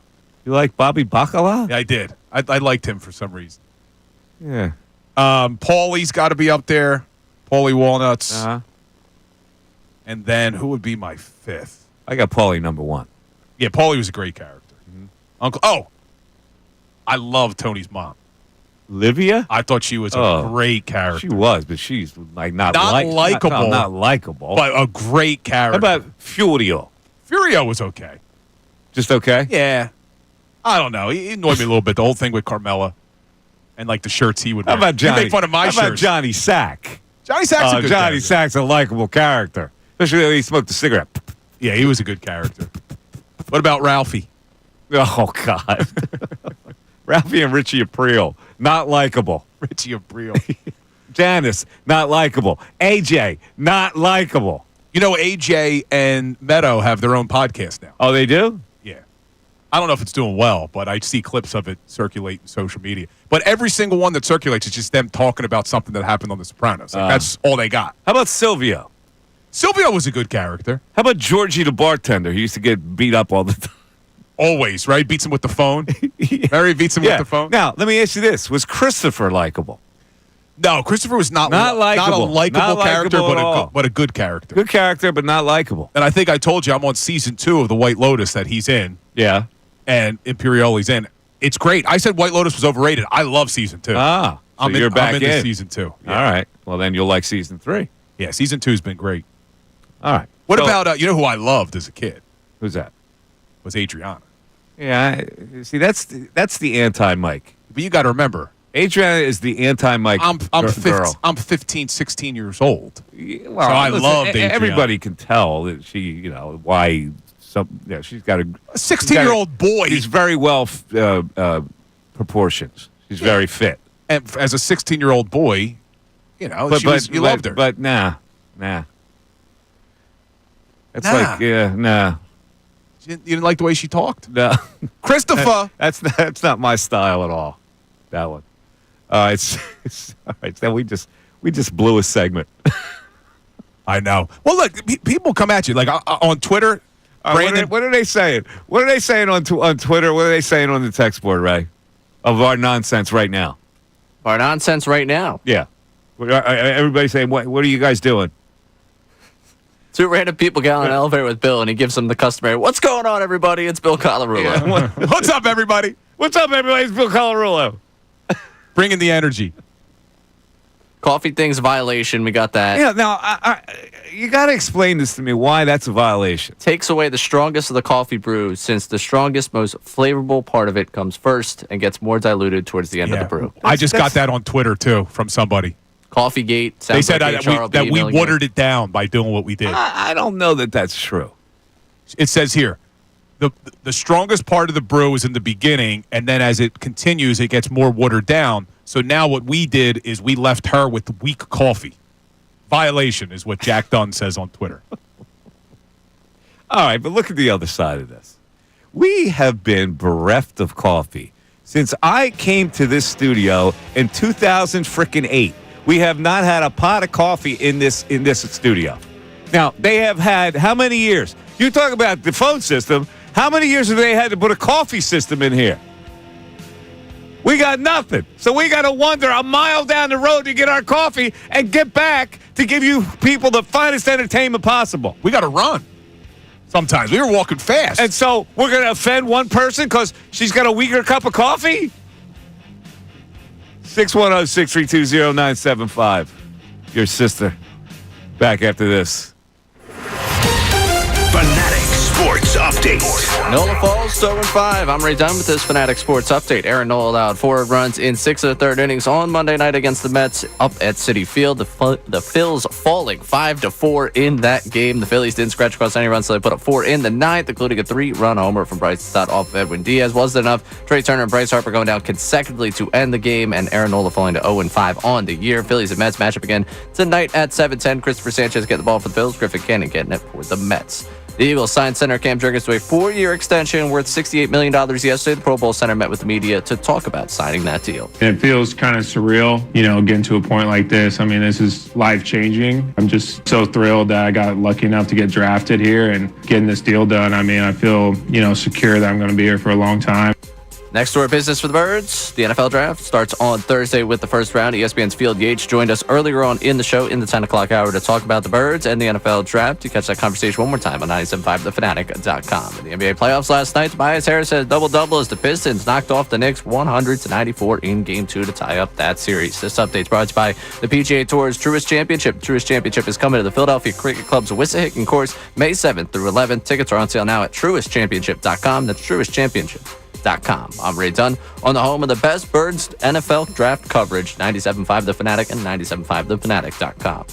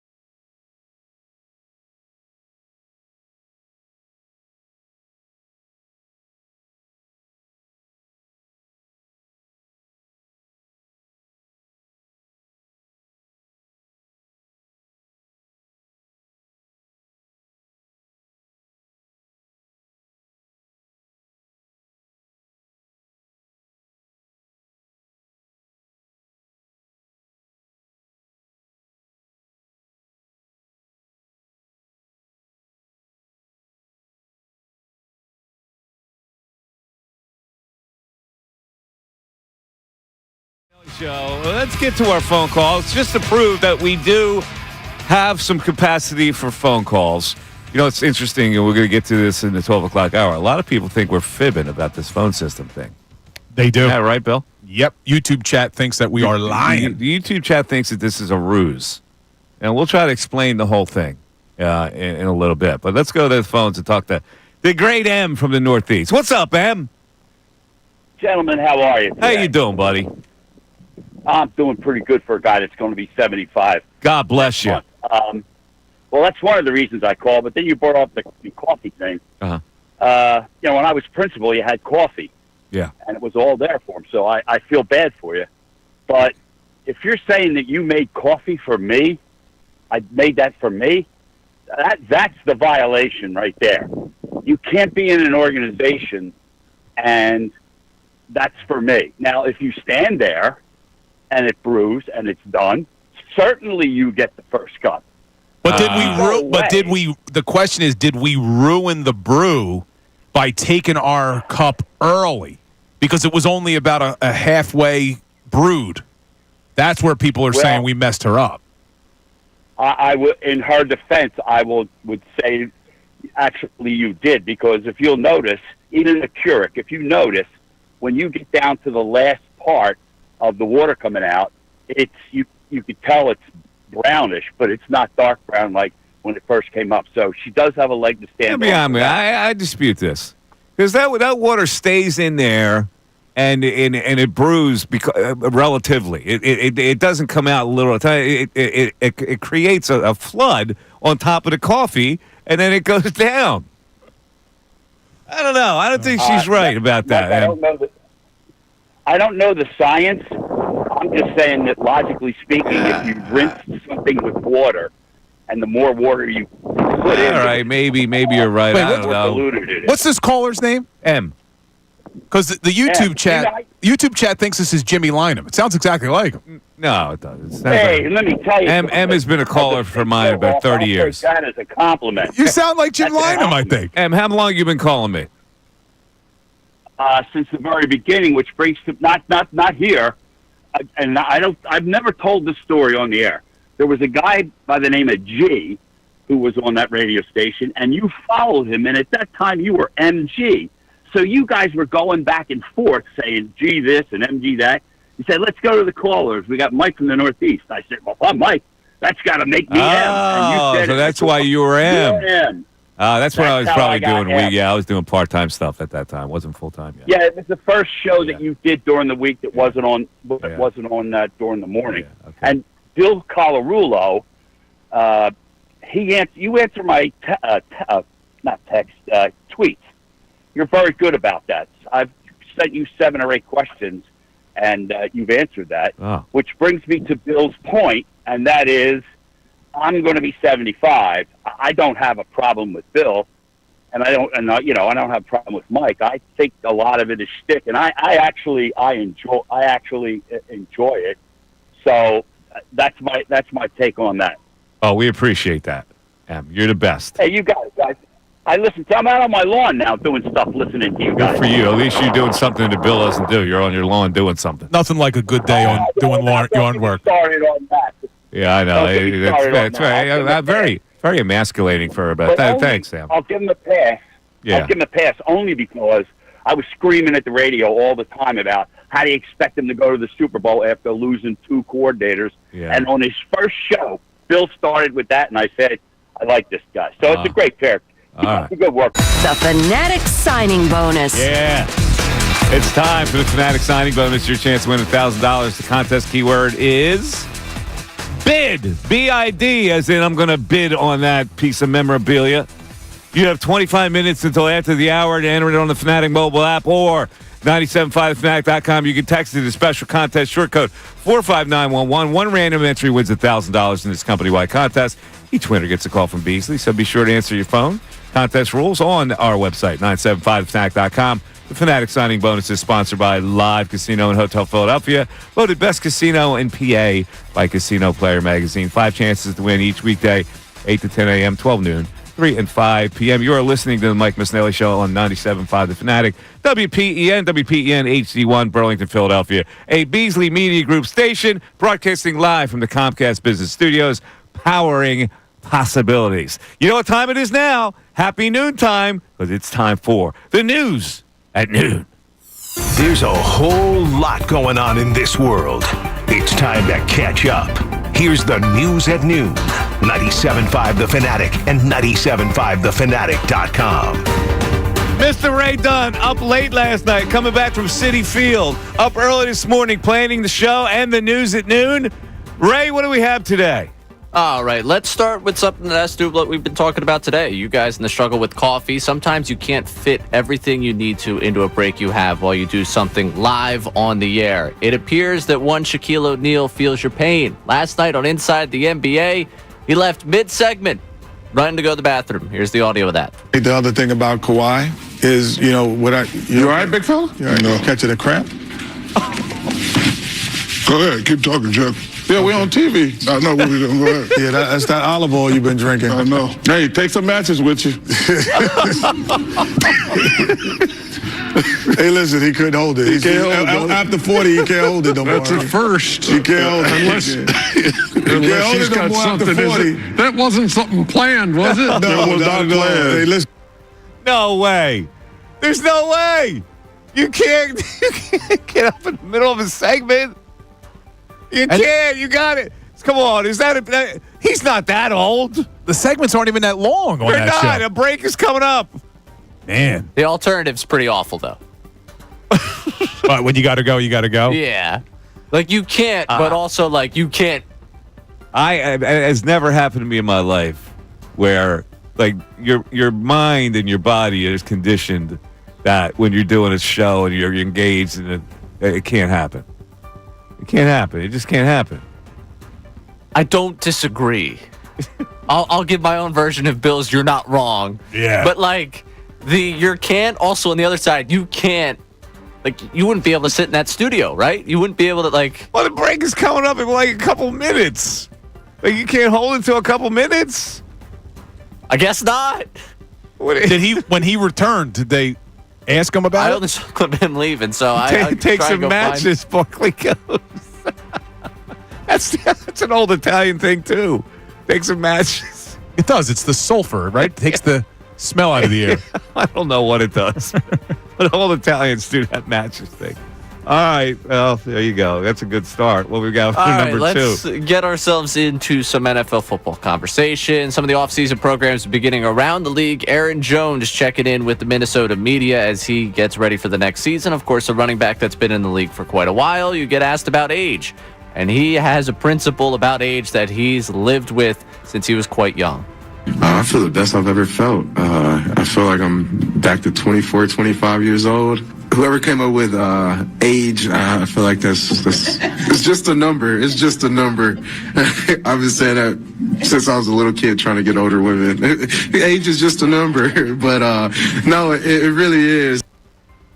Age is just a number, Aaron Jones says, relating his ability to play running back in the National Football League for years to the way he used to try and pick up older women. Interesting. Well, you see, I'm lost to how people's minds work. I really am. He sounds like a nice enough fellow, but why would that thought come to his head? I don't know, but this whole thing I view differently too, since you remember this was Aaliyah's album, Age Ain't Nothing But a Number, as she was talking about her relationship with R. Kelly, which now in hindsight is, cringy now. God rest her soul. Wow. You think it was necessary for Bill to go R. Kelly? Yeah. That's the first thing I thought of, man. Not the first thing I thought of. Too. I did not give. Yeah, you don't remember Age Ain't Nothing But a Number? See, Ray doesn't know. That's when I was coming of age. Age ain't nothing but a number. I got nothing. Yeah, I'm not even going to try and segue out of that. I got nothing. Well, look, let's pick it back to football. Aaron Jones may say what he wants to say, but the reason why age is a number in the NFL is because you get older quickly at the running back position. Oh, yes, this isn't a mindset. Yeah. It's a physical thing. That's correct. What do you got next, Ray? All right. We brought in Mad Dog last week talking about age and talking about how that number was getting pretty high for one Gary player. Mad Dog's taking calls. You know, Sunday was 420. Some of his listeners might indulge in a little bit of that. Also indulge in a little bit of Grateful Dead. They brought that up to him, and here's Mad Dog reminiscing on his youth. I always liked the day. And remember, I went to high school in upstate New York, and I used to. Oh, sure. And this is in the mid '70s. I mean, you don't take on a cyanide, and when it's 30 below out, I'm out there smoking a doobie somewhere with a little Grateful Dead on. Come on now. Yes. Yes. The doobies. Well, you know, I was a big Grateful Dead guy. Yeah, good job by Jerry Garcia, by the way. But you know, that's where back then we used to use the zigzag papers. Remember the zigzags? No, I don't. You roll it now. They use they cut up a cherry cigar, for crying out loud, and they stuff it in there. That's too much for me. Too much for me. And my father, Anthony Russo, would have had my head. Have you seen a cigar with the hooch in it? All right. We may need to make Mad Dog an everyday thing. That was a good job. Jerry Garcia, he's dead now, but ironically, he was Grateful Dead. All right, that's enough. Take a break. Mike Missanelli Show continues after this. Now, an NFL draft prospect analysis with Andrew.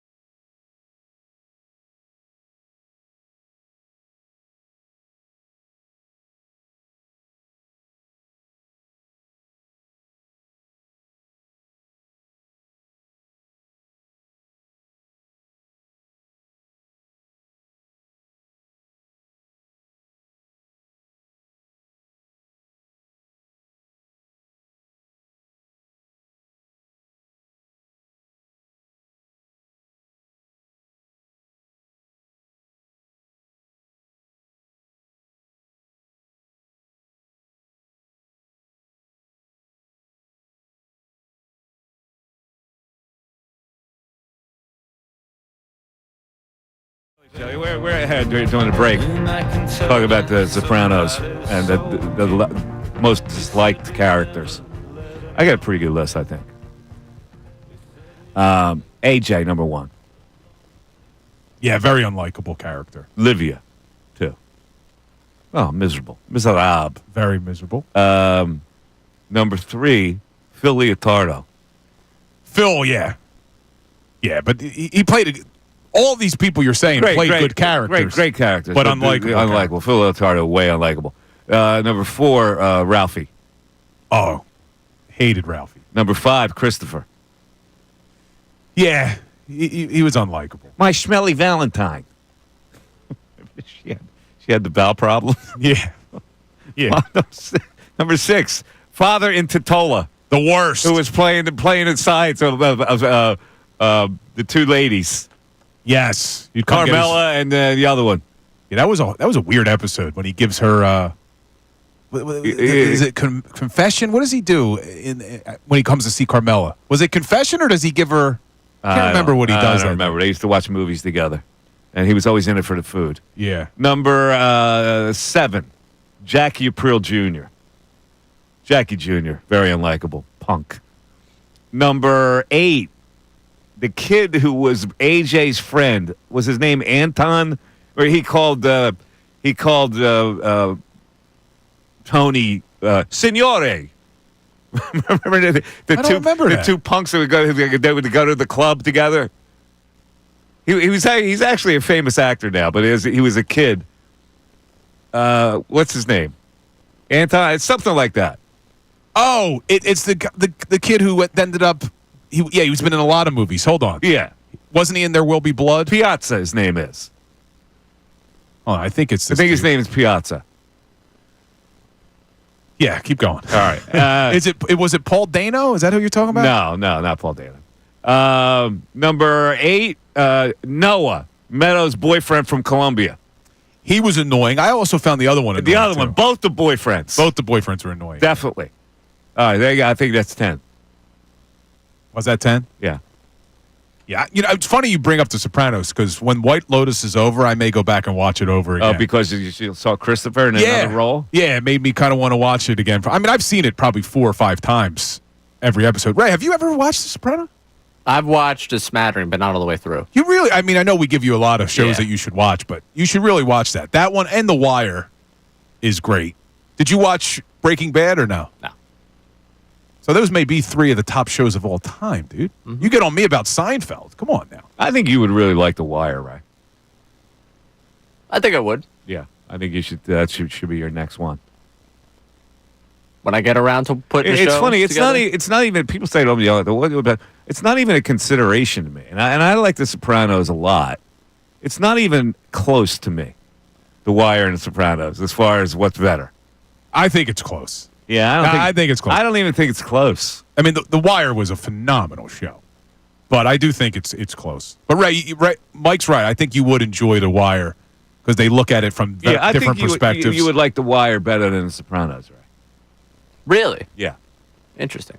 Heard from friends otherwise. Really? I think I would like The Sopranos. No, I think you're an aware guy. I think The Wire is more aware. Sopranos is kind of a fantasy world. They live in their own little world. It's not like the Wire is pure reality. It is good. Now, I think I asked you this before, Ray. Were you a Game of Thrones guy or no? No Dungeons and Dragons. I like the Game of Thrones, and I'm not a Dungeons and Dragons guy either. Either am I. I put it in my top 5. Yeah, I'm not like a sci-fi guy or anything like that, but I thought the Game of Thrones was great. It also hit that like Severance level for me, where people are like, "Oh my goodness!" Oh, so it was too much. Are you watching? And I was like, so "You're out when it comes to that." Sometimes it just drives me a little crazy. So for spite. Yeah, you did it for spite. It's not really spite. I wouldn't say it's spite. No, it's just like you're a contrarian. It's not that I'm a contrarian. No, it's just fine, like right? I don't feel like you guys need to tell me that I have to sit down. He is. He's a contrarian. It's not a contrarian thing. Like people are telling him it's good. It's good. It's good. It's like I don't want to hear that people it's good. I make my own mind up on things. I'm sure it's great. Just Game of Thrones was different also because again I'm not big on the like fantasy world. I can't do the dragons. All right. Would you do me one favor? Would you watch episode 1 of The Wire? By when? The next couple days. See, now, I would think he's got to give it more than just one episode. I actually thought it started a little slow. I think he'd be turned on. I think it started a little slow. You really think so? Like, I didn't get into it until probably like the third or fourth episode. When Snot Boogie is the opening scene and he's dead? Snot Boogie. If you keep stealing the money every time you play, why do you let him play? It's America, man. I think you'll like it. What the streaming first service? episode? It's Max. It's HBO. It's HBO. Ooh. It is a great show, right? It is. You don't have HBO? We're going to have to. I mean, I have to go through my contact list here of who I got. Because I know personally I don't, but I think it might be due for me to watch it again.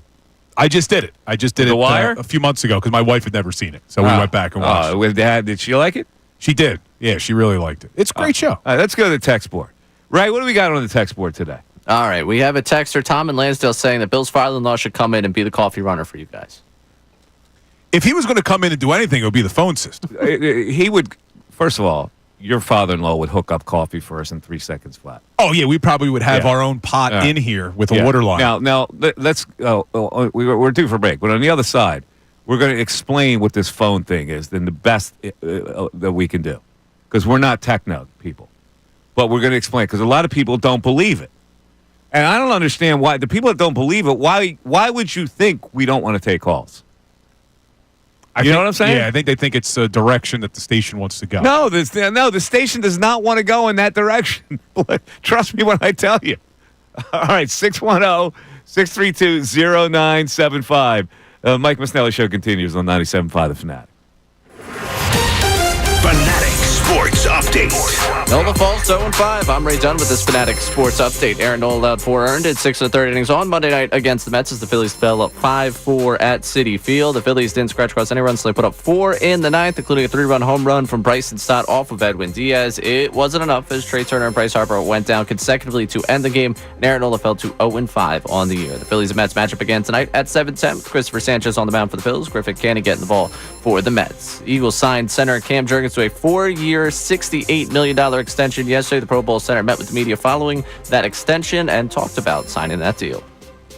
It feels kind of surreal, getting to a point like this. I mean, this is life-changing. I'm just so thrilled that I got lucky enough to get drafted here and getting this deal done. I mean, I feel, secure that I'm going to be here for a long time. Next order of business for the Birds, the NFL Draft, which opens up Thursday night with the first round. We had ESPN's Field Yates on earlier in the show to talk about everything going on with the draft. Of course, what's going on with the Birds. Gets that conversation one more time on our website, 975thefanatic.com. In the NBA playoffs last night, Tobias Harris had a double-double in the Pistons' 194 Game 2 win over the Knicks in New York. Of course, now that series tied at 1-1. This update is brought to you by Rapid Radios. Rapid Radios instant push-to-talk walkie-talkies offering national LTE coverage. For a limited time, go to rapidradios.com now for 60% off and free UPS shipping. Add code radio. Get an extra 5% off. I'm Ray Dunn, your home for the best Birds 2025 NFL Draft coverage. 97.5 The Fanatic, 975thefanatic.com.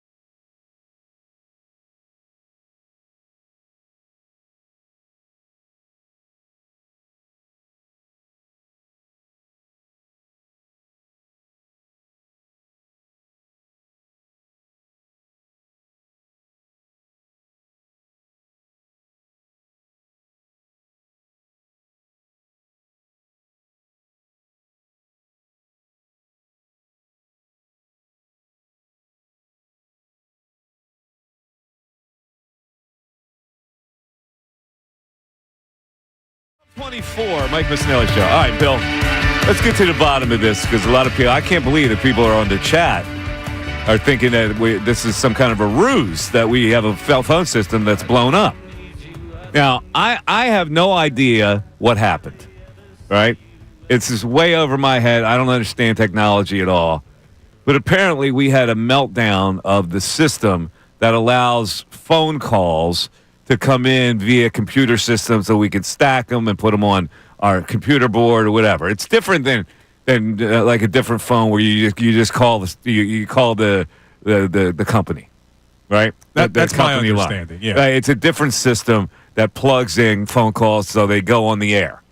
It's a sophisticated thing. That's my understanding. That thing blew up. Yeah, Either it was an age system where they didn't do the proper maintenance all these years, but it melted down completely. And then, my understanding is because of that, they've had to build something. They have to scratch. build a new system. Yeah. In a lab.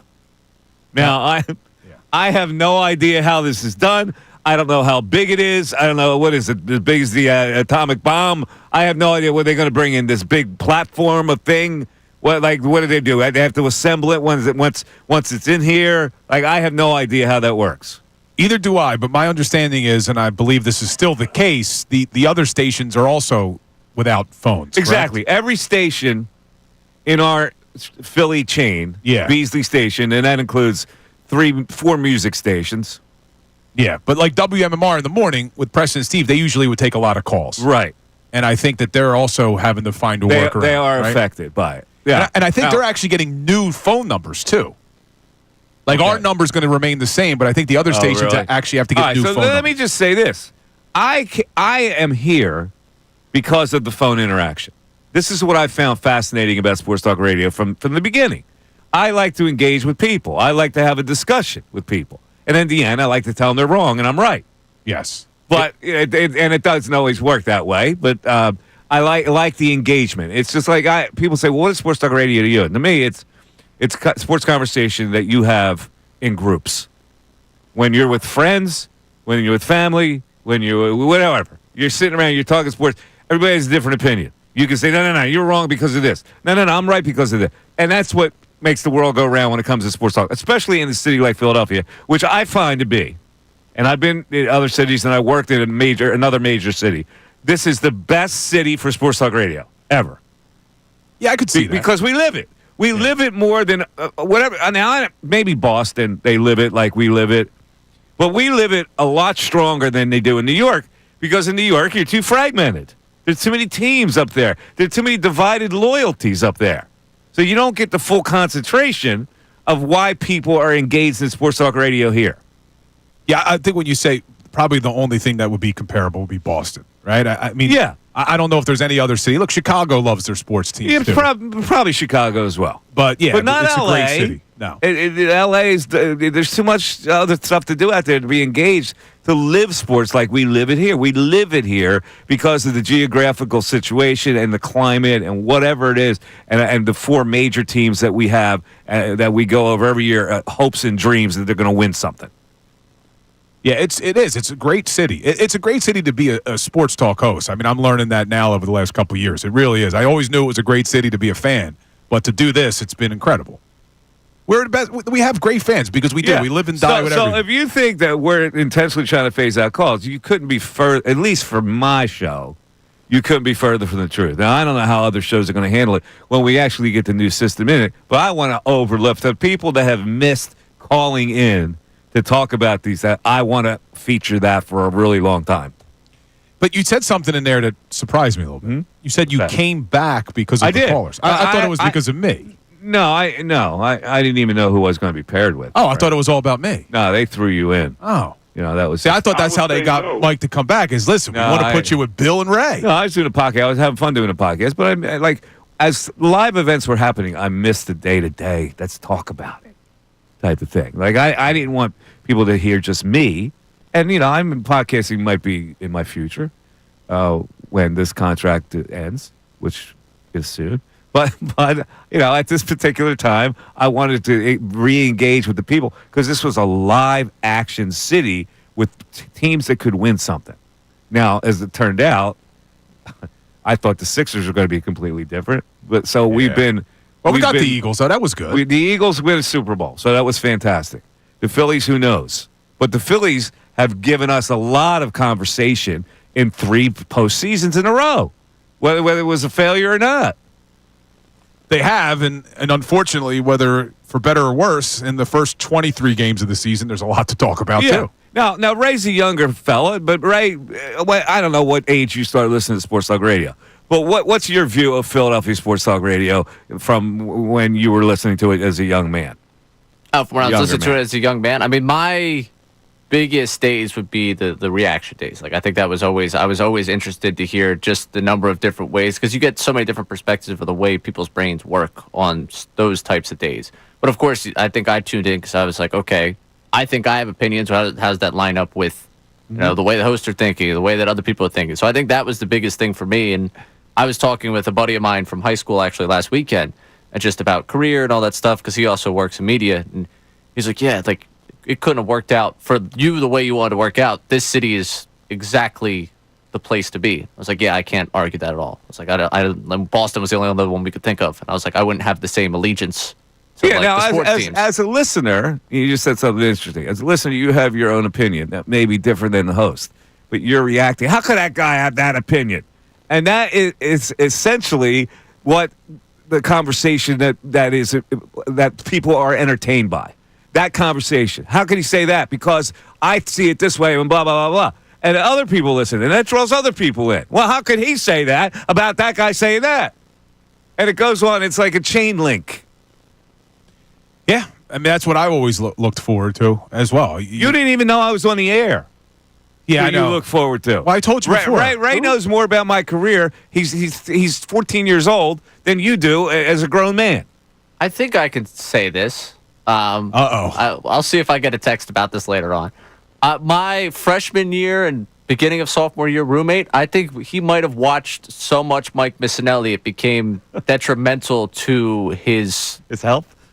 I would say he's miserable coursework. now, is what you're saying? What do you mean watching me? Like coursework. The show used to be on TV? Yes. Oh, okay. Yes, he watched a lot of the Mike Missanelli. Like, every time I came home from class, you were on the television. I could tell you that I don't think it was the thing that was most detrimental to his coursework, but I could tell you the Mike Missanelli show from 2 to 6 might have interfered with some of the classes he did have in the schedule. Here's the major question. Was he yelling back at the screen at me?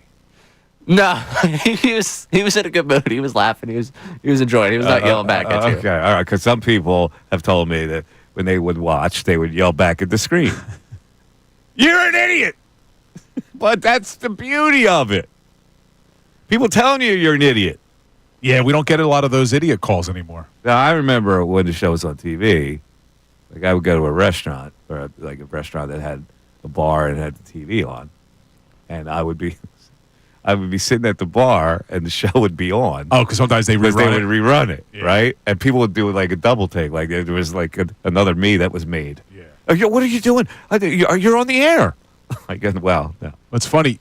You just reminded me. I forgot to tell you the story. My dad was at a bar week or two ago, and he was talking to the bartender, and the guy was talking about sports, talking about the Eagles, whatever. And my dad said to him, "Oh, do you listen to Sports Talk Radio?" Proud dad. And you know what the guy said? What? I haven't listened since they got rid of Mike Missanelli 2 years ago. And my dad goes, "You got to be kidding me! My son's on his show. He's back." Guy goes, "He's back." See, there are still people that don't know I'm back. Yes. I'm on vacation. So hopefully the guy's listening now. It's been 9 months now, I think, right? Yeah. Has it been 9? You count to 9? Is it 9, Ray? We're close to 200 shows. Wow. Really? We're close to 200 shows and people still don't know. We might celebrate 200. What are you doing now? I get every now and then. Yes, people don't realize. Oh, it's not the TV. And we're on to celebrate on YouTube too. We're everywhere. Yeah, I'm on YouTube. People that haven't gotten, the older crowd hasn't got used to watching us on YouTube. Wait, we started the show what? August something? 12th. August. But it was August, right? Yes. August 12th? I think August 12th was the start date. Yeah, August 12th. Wow. I didn't want to start August. I wanted to start in September. Bastard. Really? I had to do 3 weeks of nothing. Yeah, he's like, what do you mean? Eagles don't September report 6th. yet. Come on, man. I don't want to talk about the Paul Turner preseason award. Exactly. All right, what's the text board saying? Because I always like to take notes on. I ask people to tell us what Sports Talk Radio is to them and what it should be. Mike in Gilbertsville, ideal sports talk radio is fun with some sports and everything else, not being the same dead horse over and over as the rest of the talkers on radio, entertaining and fun. Okay, so but beating the horse essentially is the topic that you have to milk. Well, I think there are topics that you have to milk. Like you can't bounce sports already. You can't bounce around too much to lose the main focus, which is what people are most engaged for that particular day. So we do 4 hours. We sometimes make the mistake of not talking about something in the 12 o'clock hour that we talked about in the 10 o'clock hour, because we have to understand there are different audiences that tune in every day. Yes, I think sometimes our YouTube audience, because our YouTube audience is pretty locked in all 4 hours. And I don't think they realize that some of the radio audience is, you get in your car, you're driving somewhere, you're listening. Right. Then you get back in an hour later, you're listening again. Exactly. So the people that are listening to us from top to bottom say, well, they already talked about that. Well, yeah, but we're serving another master. Correct. Yeah, I think what people don't realize is, and the best way it was described to me with radio, is the way that music stations do it. They play their hits over and over again. Exactly. Right? You play the hits. The highest rated songs that people want to hear. They don't mind hearing a song over and over again if it's a good song. And the same with us. Yeah, same thing with the sports topics. All right. So the Sopranos and the... Yeah, listen, I would love to discuss, this is the kind of conversation I would love to have with callers. So I'm going to try again. Yeah. Well, people are tweeting at us asking if they're still down, because I think people may be No, you can actually call in now. Now, I know we've talked about the system blowing up. They have installed a temporary system which will allow for a couple of calls. So don't be turned off by the fact that you can't call. You will get through if you want to talk to us. Yes. It'll just maybe sound different to you when you're on hold or whatever. But we do have the capability, as we've taken phone calls.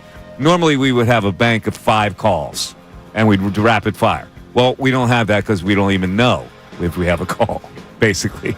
So it has to go through several channels now to know that we have a call. That's the only difference. All right, 610-632-0975. Mike Missanelli Show continues. Tuesday, April 22nd.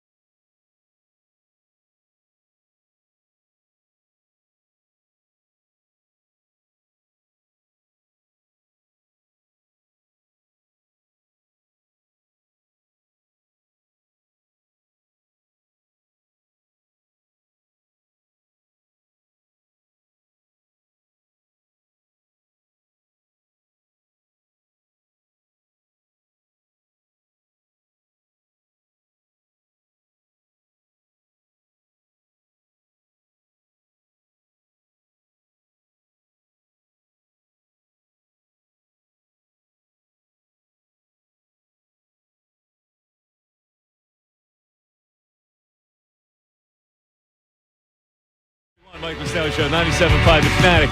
In the 1 o'clock hour, we heard from Field Yates, ESPN draft expert. We'll in the 1 o'clock hour.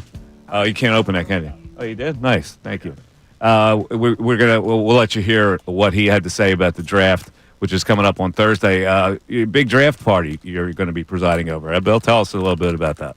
Yeah, it should be awesome, man. So we're going to be over at Randall's Restaurant. It's inside the Legacy Club, which is my golf club, but it's open to the public. They did a great job. They renovated this unbelievable bar and restaurant that overlooks the golf course. It's gorgeous over in Cherry Hill. But we're going to be doing our live draft broadcast, reacting to all the picks as they come. Andrew DiCecco. If you haven't heard Andrew DiCecco, this guy lives and breathes the draft. He knows these prospects in and out. You'll have me and you'll have Tyrone Johnson. We'll have you from 6 p.m. all the way up until midnight. And what we're going to do is with every pick that gets made, not only are we going to look at the pick itself, but we're going to look at how that's going to impact the Eagles. You know, how that will impact the Eagles, whether it's a team that's in their division or in the conference or a player that maybe now you thought the Eagles could get. So it should be great draft coverage. It really should. All right, we're looking forward to that. Of course, last night, the Mets take game one of the series against the Phillies with Aaron Nola not winning again. He's 0-5. Now, I don't know what that means, but he has just continued to give up home runs. And, you know, when you give up the leadoff hitter and you're down 1-0, it takes a little starch out of you right away. So while I'm not blaming Nola for the loss, they didn't hit at all. They left 8 men on base.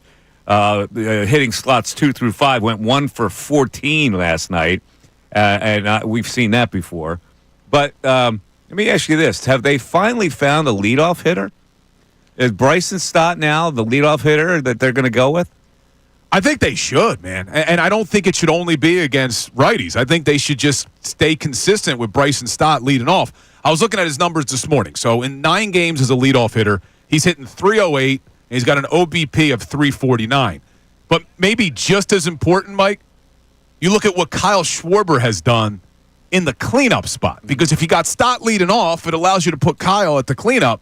In 12 games as your cleanup hitter, Schwarber's hitting .350 with 9 RBIs, 3 home runs, and 11 walks. So not only does this help you at the top of the lineup with Bryson Stott, I love having Schwarber as my cleanup instead of Alec Boehm. So I think Rob Thompson should stick with this and see how it plays out. All right, so hopefully they have a little bit better success. Are the Phillies a favorite tonight? Big-time favorite. They're a big-time favorite? Yeah, with Sanchez? You got Sanchez on the mound tonight. Phillies, I say big-time. Against Canning? I say big-time. They're minus 132. So not huge, but I think that they win minus 132 at Citi Field is pretty significant. Yeah, on the road, Citi Field coming off of last night. I think you're going to see Sanchez throw another gem. I mean, he's really in contention to be a Cy Young finalist this year. He's been phenomenal. And you got Canning on the mound for the Mets. But, look, I'm done trying to evaluate these Mets pitchers because I would have thought there was no way that this starting rotation and this bullpen would be in the tops of the league, and they are. So who knows, man, what you're going to get out of the pitching staff from the Mets tonight. All right, of course, Tyler McGill last night, 92 pitches, long counts. The offense just did not capitalize. So hopefully tonight is a little better. Well, hold on. You answer that now. Like you asked me about Stott. Would you keep him there? Yeah. You like him at the top? I like the synchronicity of him being up top. Now, I don't know what they're going to do. With a tough left-handed pitcher, would they change it up again? Would they play Sosa at second base? They're not going to lead Sosa off. Would that mean that Turner would slide back into that slot? And then how would that work down the order? Against a lefty, you're saying? Yeah. Yeah. Well, we'll find out tomorrow. Because there's a lefty on the mound. Is that what you said? There's a lefty tomorrow. I don't know. Is there a lefty going for the Mets? Yeah. I believe tomorrow is a left-hander on the mound for the Mets. Ray, you could double-check that. It'll be interesting because I guess if they're against the lefty and you slide Turner up to the top, and then what are you dropping Stott all the way down to like the 8-hole? I don't know what they're going to do. See, this or is, you're not even playing Stott. Or are you starting Sosa? I don't know. They're a well-balanced lineup, I think, with Stott being the leadoff hitter. And maybe the confidence that he's developed there. Yeah, tomorrow is David Peterson, so he's a lefty. Yeah, he usually gives him trouble, Peterson. But so you're in agreement with me on this. Like we would just keep the same lineup. But now where are you playing? So like if you want to get Sosa in games, where are you playing him if you're keeping Stott as your leadoff? If you want to get him in games to play second base, I guess you have to change the lineup again because I don't think he would be a really good leadoff hitter. Who? Sosa. Oh, no way. You can't have him lead off. Yeah. No, you'd have to have Turner, So you have to Harper, Schwarber. change it up again. Harper go back in the 2-hole. Or would you go Turner, Harper, Bohm, Schwarber? Right? Because you're going to. I don't know about Bohm. I don't think he's ready for that slot yet. I would keep Bohm right where he is. He's doing all right. What has he got, a 7 or 8 game hitting streak now? All right. Meanwhile, I watched a lot of the NBA games last night, flipping back and forth with the Phillies and the NBA. And I think this bothers me. I think people are not lit up anymore about the Sixers, and that bugs me. Oh, I think we have to keep our anger close. Yeah, I think they're an afterthought. When I watch NBA basketball, I get livid that the Sixers are not involved. And I think most people have just moved on. And I hate that attitude where you just move on. I think you need to stay hungry. Yeah, people have just moved on. Yeah, it's a really interesting time when it comes to, we were talking about the fan base and what makes sports talk radio so great. It's an interesting time right now because nobody even really wants to talk about the Eagles. As much as they love the Eagles in this town, don't get me wrong, there's nothing to be critical of. I mean, they just won the Super Bowl, so every move that they make, I mean, you can't even – I saw Marcus Hayes wrote an article today about how disastrous it would be if they traded Dallas Goedert, and, like, fans aren't really saying that. No, I don't think – fans are just like, whatever Howie wants to do. It's an interesting dynamic right now because of how well the season went. People, whatever. And then with the Sixers, there's apathy. With the Flyers, it's the Flyers. Really weird about Goddard. He's not really that cemented with the fan base, is he? Well, I think the injuries have played a part. I mean, the fact that he seems to have gotten hurt every single season. So people are over him? I think, and I'm in this camp. Like, I would love for them to keep Dallas Goedert. I would love it. I think he's a very good tight end. He's the dual threat. He can block. He can catch. But at the same time, I understand the salary cap ramifications and why it would make a lot of sense to move on. And what I keep thinking about, too, is last year when I was reading Marcus Hayes' article about how disastrous it would be if they got rid of Goddard, we were all saying the same thing when they got rid of Reddick. Every single one of us. I was guilty of it. Everybody was. How are you going all in if you're getting rid of a guy like Hassan Reddick? And I was so against that move, I think it worked out okay.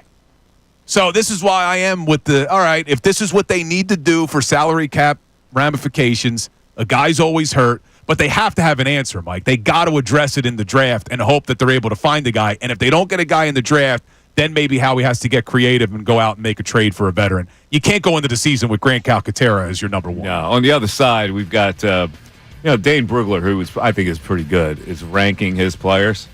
You'll be shocked to see where he's got the first quarterback ranked. And also, we're going to hear again from Field Yates. That's coming up in the 1 o'clock hour. It's the Mike Missanelli Show on 97.5 The Fanatic. Fanatic Sports Update.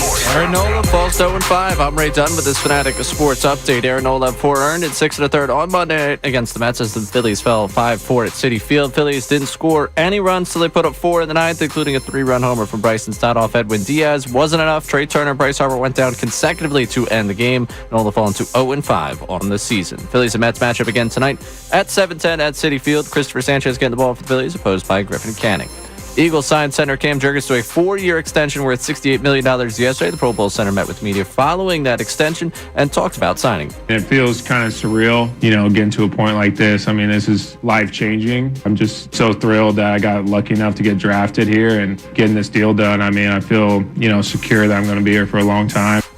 Next order of business for the Birds, the NFL Draft gets going Thursday night. First round of the draft Thursday night. We had ESPN's Field Yates on the show earlier to talk all things NFL Draft. Of course, what the Birds are doing. You catch that conversation one more time at 97.5thefanatic.com. The NBA playoffs last night, Tobias Harris had a double-double in the Pistons' 194-game-2 win in New York over the Knicks, tying the series up at 1 game apiece. This update is brought to you by Rapid Radios. Rapid Radios instant push talk walkie-talkies offering national LTE coverage. For a limited time, go to rapidradios.com now for 60% off and free UPS shipping. Add code radio and get an extra 5% off. I'm Ray Dunn on the home of the best Birds coverage for the 2025 NFL Draft, 97.5 The Fanatic and 97.5thefanatic.com. Vacation? Business trip?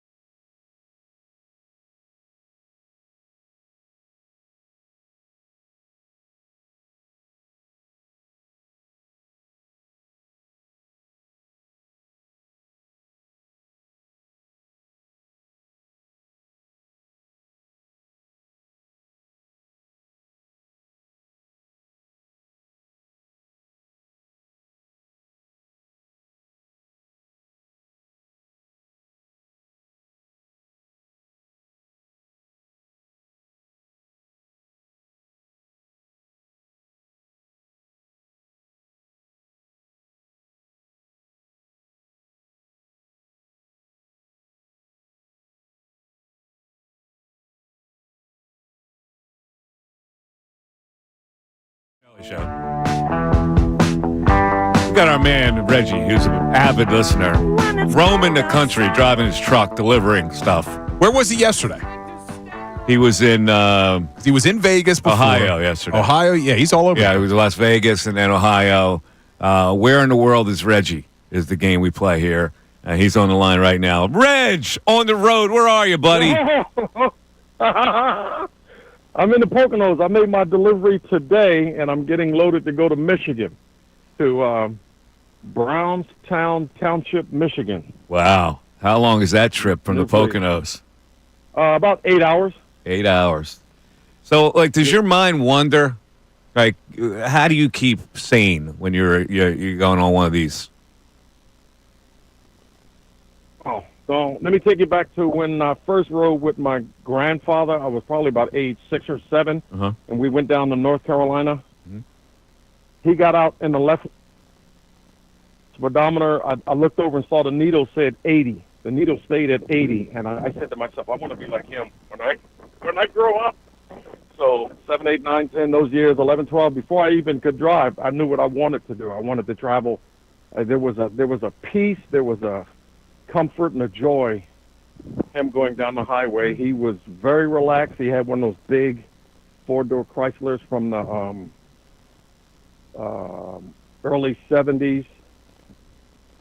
And he got out. He stayed in the left lane. That's nice that you enjoy it, man. Do you listen to music? Like, what do you do? You listen to podcasts? Oh, lots of music and sports talk. And you listen to us, which we really appreciate. So what's on your mind for today, bro? Well, I heard Bill with the hypothetical question you asked him. Your question was, would you trade Bryce Harper for Mike Trout? Yeah. Bill, for the first time I've heard him, gave a solid answer. He said no. And I'm thinking, Bill, possibly, maybe, possibly, not necessarily, kind of, sort of. And I go, he uses a lot of fractions when he answers questions. You don't get...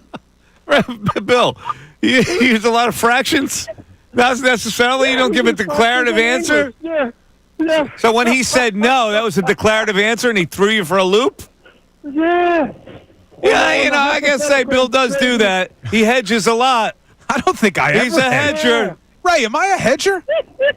I don't think I ever hedge. I think I'm pretty affirmative in my opinions. A little bit of a hedger. Little bit. Maybe. Yeah, I just try to be... What I try to do... He doesn't want to agree with me. That's what it is, Reggie. What I try to do, Reggie... That's what it is, is when Mike is blatantly wrong, I just try to be nice to him. I try to be kind before I destroy his argument. You don't want to give me the credit of having the proper opinion, so you try to... If you disagree with it, you head like Reggie. I'll say, like, you're not wrong, but... Yeah. Because I don't want to hurt your feelings, Mike. You're sensitive. I get it. Reg. I know what's up here. Yeah, possibly, maybe, sort of, kind of. Yeah, I know what's up. I know the games he's trying to play. Yeah. So I'm not a hater, but I listen to people, and when they give me cotton candy answers, I go, all I wanted was a yes or a no. Yeah, you want a declarative answer. You want a declarative opinion. I always give you the honest opinion that's in my brain, which is normally 99.9% right. You see what you're doing, Reggie? Thanks, Reggie. You're adding to Thanks, this. buddy. Be safe on the road. All right? All right, there he is. People are adding to our this pal Reggie. Delusion. What do you mean they're adding to it? To your delusion that you're always right. I have asked them. Give me 5 takes that were wrong. I put it out there. I put it out visibly. I bare my soul to the people. Give me 5 takes that I said that have been wrong over the years. Well, I gave you 2. You gave me 1. Just in the last few months. You gave me 1. Nick Sirianni. Well, I wasn't wrong about that. You were dead wrong. No, I wasn't wrong. As was a majority of other people. See, you're looking. You took a guess. That's not an opinion. You took a guess, basically. The only thing you said is that he shouldn't be fired. So he was back, and so he rewarded your faith by winning a Super Bowl. But you didn't know that he was going to win a Super Bowl. I put myself out on a limb when the 95% of the people on this station and in this city, we're declaring the guy as a clown, and I was saying, no, he deserves to come back. Look at his track record. And I was giving you funny like I'm a clown. I amuse you. Giving you evidence of why he deserved to come back. And what I kept going back to was no coach had ever done what you were asking Sirianni to do, which was to go to a Super Bowl and lose both his coordinators. I mean, hey, we should give the guy a chance. It's been a lot more good. Enough now. So there was that. Despite your efforts, and then we battled about the Phillies last year. People still don't like him that much, to be honest with you. And we battled about the Phillies last year. It's the 1 o'clock hour. I'm the smartest coach in the world. You're listening to 97.5 The Fanatic, WPEN HD1, Burlington, Philadelphia, BC Media Group station, broadcasting live from the Comcast Business Studios, powering possibilities. All right, it is 1 o'clock. And a little earlier on the program, we dipped into some NFL draft knowledge with the man who analyzes the NFL draft for ESPN, Phil Yates. And here's the way it sounded. Let's get right to the Eagles. We know they like trench guys, right? So, the word is they could trade back a little bit where offensive lineman would be, or they can stay there hoping that maybe a defensive tackle like Walter Nolan falls to them, or trade up to get a first-round graded guy that they really like. What are you hearing about the Eagles? Yeah, they are in a really good spot, and what else is new? It's the Philadelphia Eagles, and it's the NFL draft. As I look through the order 1 through 32, and these are very, very different spots in the order, obviously. I look at the Bears as kind of the early team where the board feels very open to me. They're obviously a far ways away from where Philadelphia is right now, but after they hit offensive line heavily through free agency and trades, that team at number 10 kind of feels like you let the board come to you and you address one of your remaining needs. Much further down the board is the Philadelphia Eagles, and maybe this is just what we do with the defending Super Bowl champions, but if they played a game tomorrow, which I think I would be into, but I'm sure the Eagles are very happy to have a little bit more time to rest and recover from the rigors of a long season. This team could line up 22 starters, and I think feel pretty good about it. Obviously, it isn't the same as last year, but I think they feel as though a lot of their reinforcements can come from within on the roster last year, and they can still be a very, very good football team. That being said, of course, Philadelphia has always done a great job of kind of eyeing a year or two away in potential needs. So I still look at offensive or defensive line, which I will do every single year with the Eagles, especially because of the fact that, a year from now, Jalen Carter will be, I guess, fifth-year option eligible, and they will have a lot sunk into that defensive tackle room, which they watched Milton Williams walk away this offseason in free agency, but all of a sudden the price tag of that collective room between Jordan Davis and also Jalen Carter and other pieces they have in that place, it will be a lot more expensive than it has been in prior years. So defensive tackle, edge rusher, and offensive line certainly strike me as potential needs for the Eagles, as well as more cornerback depth as they have had some changes there this offseason. What are you hearing about Walter Nolan and the character issues that may make him slip, and whether it is a possibility that he's there at 32? I think this year, so I'll speak generally, and then I'll get to Walter in a second. I think generally this is the kind of year where there are players that we're talking about as potential sliders to pick 32 that could be gone by pick 15. I actually think Walter will be gone well before the Eagles are on the clock at number 32. But this is a year where last year it felt like a lot of blue chippers at the top. You might have had a couple of dissenters here or there, but I think pretty much the entire league felt as though the three quarterbacks at the top, plus three receivers, plus Brock Bowers, and a couple of offensive tackles were all kind of locking in top 10 to 12 overall prospects. And all of those guys, except for Bowers, went in the first 12 picks. Bowers went 13th because of that quarterback run. This is a year where there are a couple of the blue chippers at the very top. Abdul Carter and Travis Hunter lead the way there. But beyond that, it's a lot more of beauty in the eye of the beholder. So, Walter, maybe he's there at 32. I'm dubious of it. I think he is long gone because I do think he'll find a home earlier. Walter can be as good as he wants to be. His snaps this past year at Ole Miss looked like his snaps at Texas A&M the 2 years prior, that when he's rushing, he's about as devastating and powerful of an interior pass rusher as we have in this entire draft class. He had 6.5 sacks this past season. He's got great inline power. He's got an explosive first step. He has very good instincts as a pass rusher as well to kind of sense when and where his opportunities lie. So I wouldn't be surprised if Nolan's gone in the first 20 picks. There's just a ton of talent there for a guy who has been on the scene since his high school days, because when he came out of high school and landed at Texas A&M, this wasn't a big-time recruit. This was the biggest-time recruit. He was the number one player in some recruiting services. So I just think that kind of talent doesn't make its way all the way down to 32. Phil, the last time the Eagles had the 32nd overall pick was when they won the Super Bowl in the 2017 season, and they traded out with the Baltimore Ravens, who jumped back into the first round to get Lamar Jackson. Is there any quarterbacks that you could see still on the board around 32 that a team would want to jump back in and make a trade with the Birds? Absolutely. Yeah, I mean, I think it's any quarterback not named Cam Ward. So Shedeur Sanders, Jackson Dart, I think are the two most likely candidates that we'd be talking about. Is it possible that either of them goes earlier than that? Of course it is, but I think it's unlikely that three quarterbacks are off the board by the time the Eagles pick at number 32. I think it's probably more likely that two of them are off the board, or one of them are off the board at number 32. And I mentioned how last year was the blue chip year. You got all these guys at the very top of the board. This is the year where the staff of the Philadelphia Eagles may have a guy at 50 that the Commanders may have at 100. There's a lot of blending of players in the middle round. So Philadelphia moves from 32 to 36 or 32 to 40.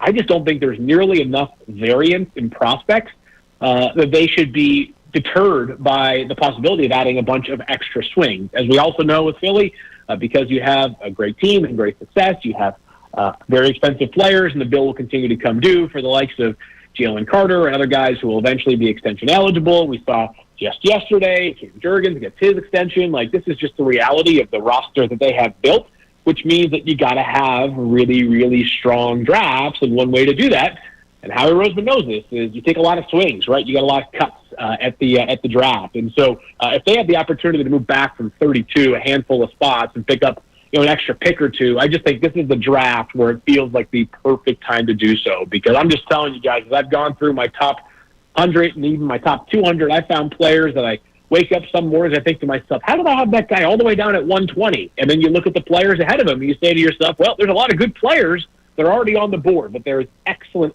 depth in this year's class. Last year's class was much weaker on day 3. I think we're going to see some real impact players that end up being taken on day 3 of this year. Talking to Field Yates, ESPN draft expert. Field, the consensus is it goes Cam, Travis Hunter, Abdul Carter. Can Shedeur Sanders slide in there at all to the Giants? Are they desperate enough for a quarterback that they would draft him that high?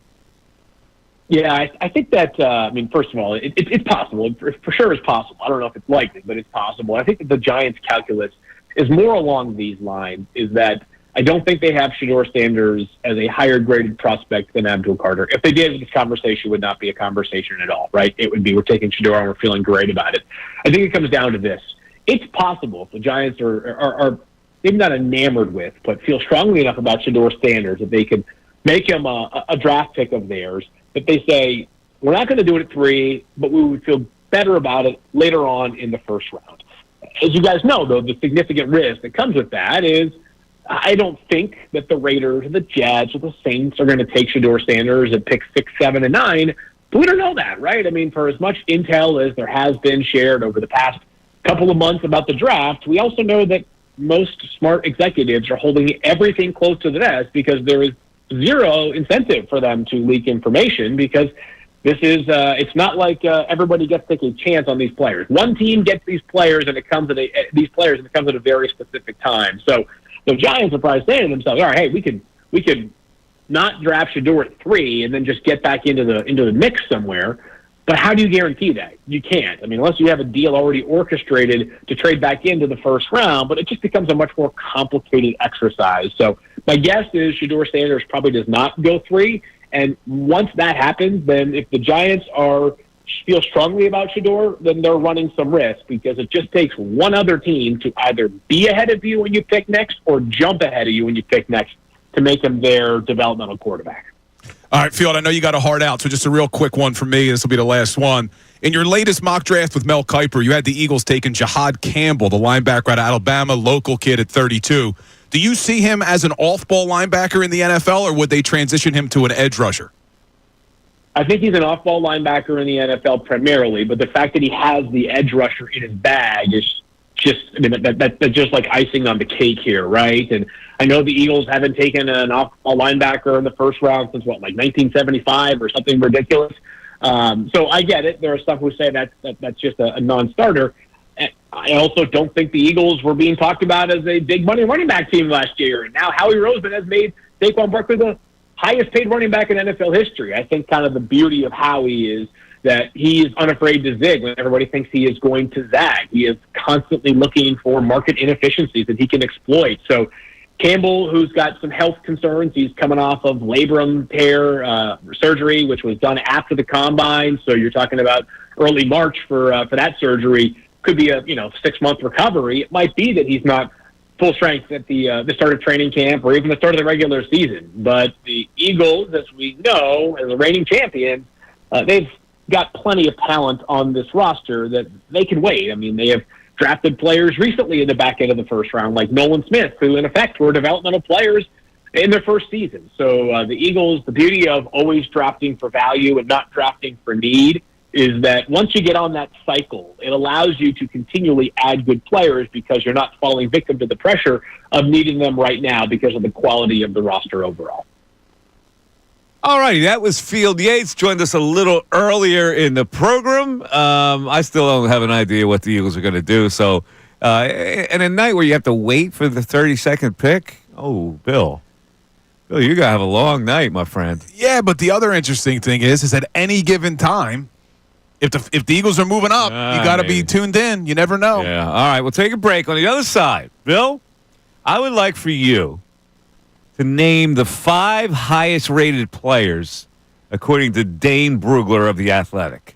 In the draft. In the draft. The 5 best players that he thinks are in the draft, and see how close you get. Oh, it's not easy. 610-632-0975. Back after this.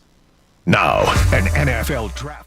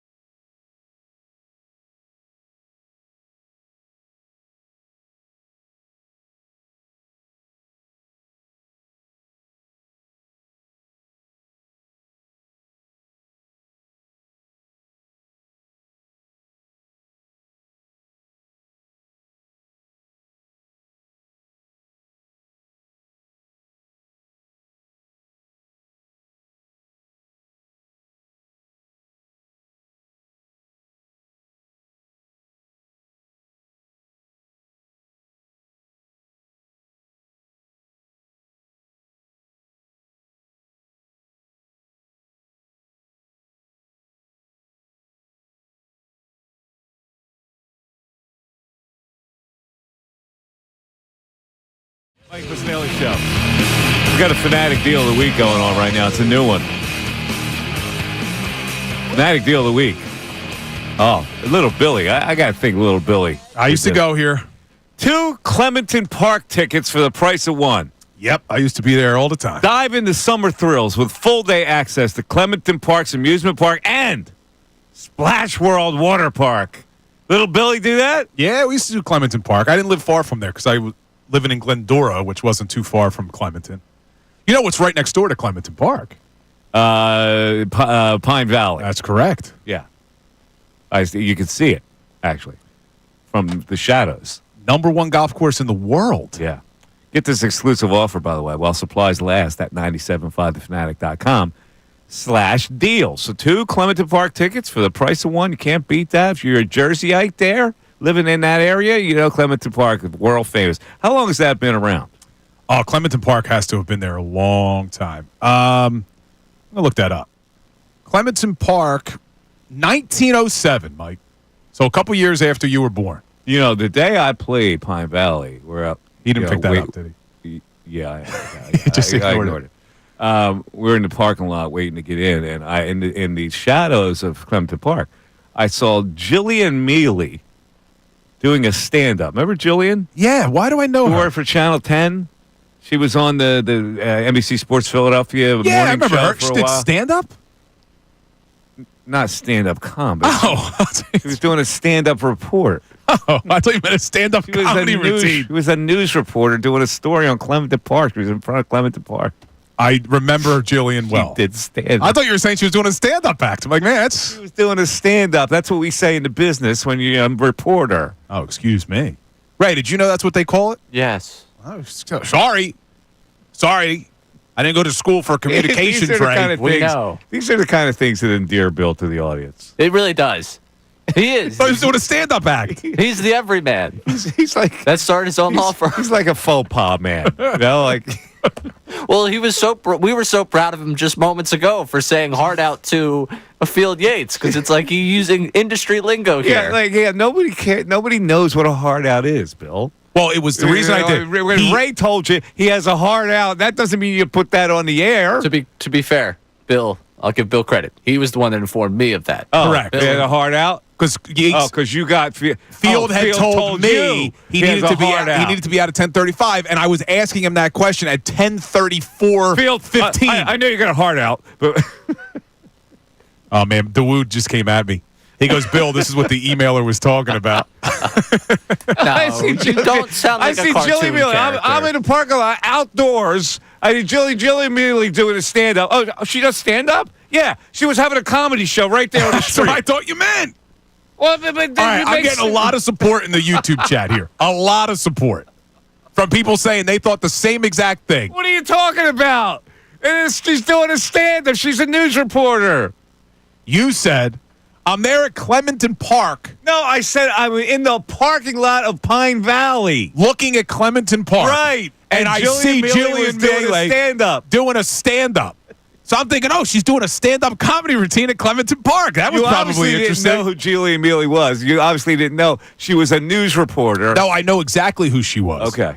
But I never heard of doing a stand-up, meaning a sideline report. He's not an industry man, Bill. Yeah, he's not a television man yet. Yeah, he's not an industry man. You know, it'll take you a while, but don't worry about it. All right, make your point. What was your point? Where are we going with this? We're going with this. Give me your 5 highest-rated players in the NFL. That's what we were doing. I think I would think that the first 2 have to be pretty easy. Okay, go ahead. I would think Travis Hunter's got to be number 1. He's number 1. And then I would think your buddy Abdul Carter. Abdul Carter is number 2, and yet you wouldn't trade A.J. Brown. Yeah, but then I think it may get a little bit more difficult. Go ahead, number 3. I'm going to go with Ashton Genty. Correct. Oh, my God. Yeah, well, the running back from Boise State. And then is 3. This is where it's going to get really hard. A lot of people like that D lineman out of Michigan. Is it Mason Graham? Are you cheating? No, I'm not cheating. Look, I don't have anything up. You're a Googling bastard. I don't have anything up. Okay, all right. It's Look, correct. I've read- Mason Graham is correct, Bill. Number 4. I have read enough. Keep going, Bill. I've read enough mock drafts and all Okay, that. all right. Number 5. SEC. Jalen Walker out of Correct, Georgia. Jalen Walker. Yeah. I'm my telling you, God. I've read enough of these mock All drafts right, and these prospects. Number 6. Number 6. SEC. I don't know if I would know it. Offensive lineman. Offensive lineman. The highest rated offensive lineman in the draft. See, now I would have thought maybe Tyler Warren, but he's the tight end, and he's not in the SEC. So I would have gone Tyler Warren as my next best. I just told you what. I know. I'm saying that's who I would have guessed, though, if I was guessing. So I don't know who is Will Campbell from LSU, the man with the shorter arms. Who has him that high? Dane Brugler. Yeah, I've not seen him ranked that high in 6th other things. overall. Yeah, that seems a little bit high for me. Number 7 is another offensive tackle. Really? Yes. Armand Membo from Missouri. Yeah, see, I think he's got them ranked a little high. From what I've read, that seems a little high. Number 8, Penn State's finest. Tyler Warren. Tyler Warren, number 8. Number 9 is the edge rusher from Texas A&M, Shamar Stewart. And number 10, another edge rusher from Marshall, Mike Green. Notice I haven't gotten to a quarterback yet. It's the Mike Missanelli Show continues. Fanatic Sports Update. Nola Falls 0-5. I'm Ray Dunn with this Fanatic Sports Update. Aaron Nola poured in 6 1/3 innings on Monday against the Mets as the Phillies fell 5-4 at Citi Field. The Phillies didn't scratch across any runs as they put up 4 until they put up 4 in the 9th, including a 3-run homer from Bryson Stott off of Edwin Diaz. It wasn't enough as Trey Turner and Bryce Harper both went down consecutively to end the game following that home run. Aaron Nola fell to 0-5 on the season. Phillies and Mets match up again tonight at 7:10 with Christopher Sanchez on the mound for the Phils, Griffin Canning going for the Mets. The Eagles signed center Cam Jurgens to a 4-year extension worth $68 million yesterday. The Pro Bowl center met with the media following signing that extension and talked about what it means. It feels kind of surreal, getting to a point like this. I mean, this is life-changing. I'm just so thrilled that I got lucky enough to get drafted here and getting this deal done. I mean, I feel, secure that I'm going to be here for a long time. Next order of business for the Birds, the NFL Draft, first round Thursday night. We had ESPN's Field Yates on earlier in the show to talk about the draft, everything going on with the Birds. Gets that conversation one more time on our website, 975thefanatic.com. In the NBA playoffs last night, Tobias Harris and the Pistons knocked off the Knicks to tie the series at 1. Harris finished with a double-double in the game. This update is brought to you by Mercedes-Benz. That feeling of owning your first Mercedes-Benz is hard to believe, but it's real. From the leather stitching, the iconic design, every element of Mercedes lives up to its reputation. See for yourself at your local dealer. I'm Ray Dunn on your home for the best 2025 Birds draft coverage, 97.5 The Fanatic and 97.5thefanatic.com.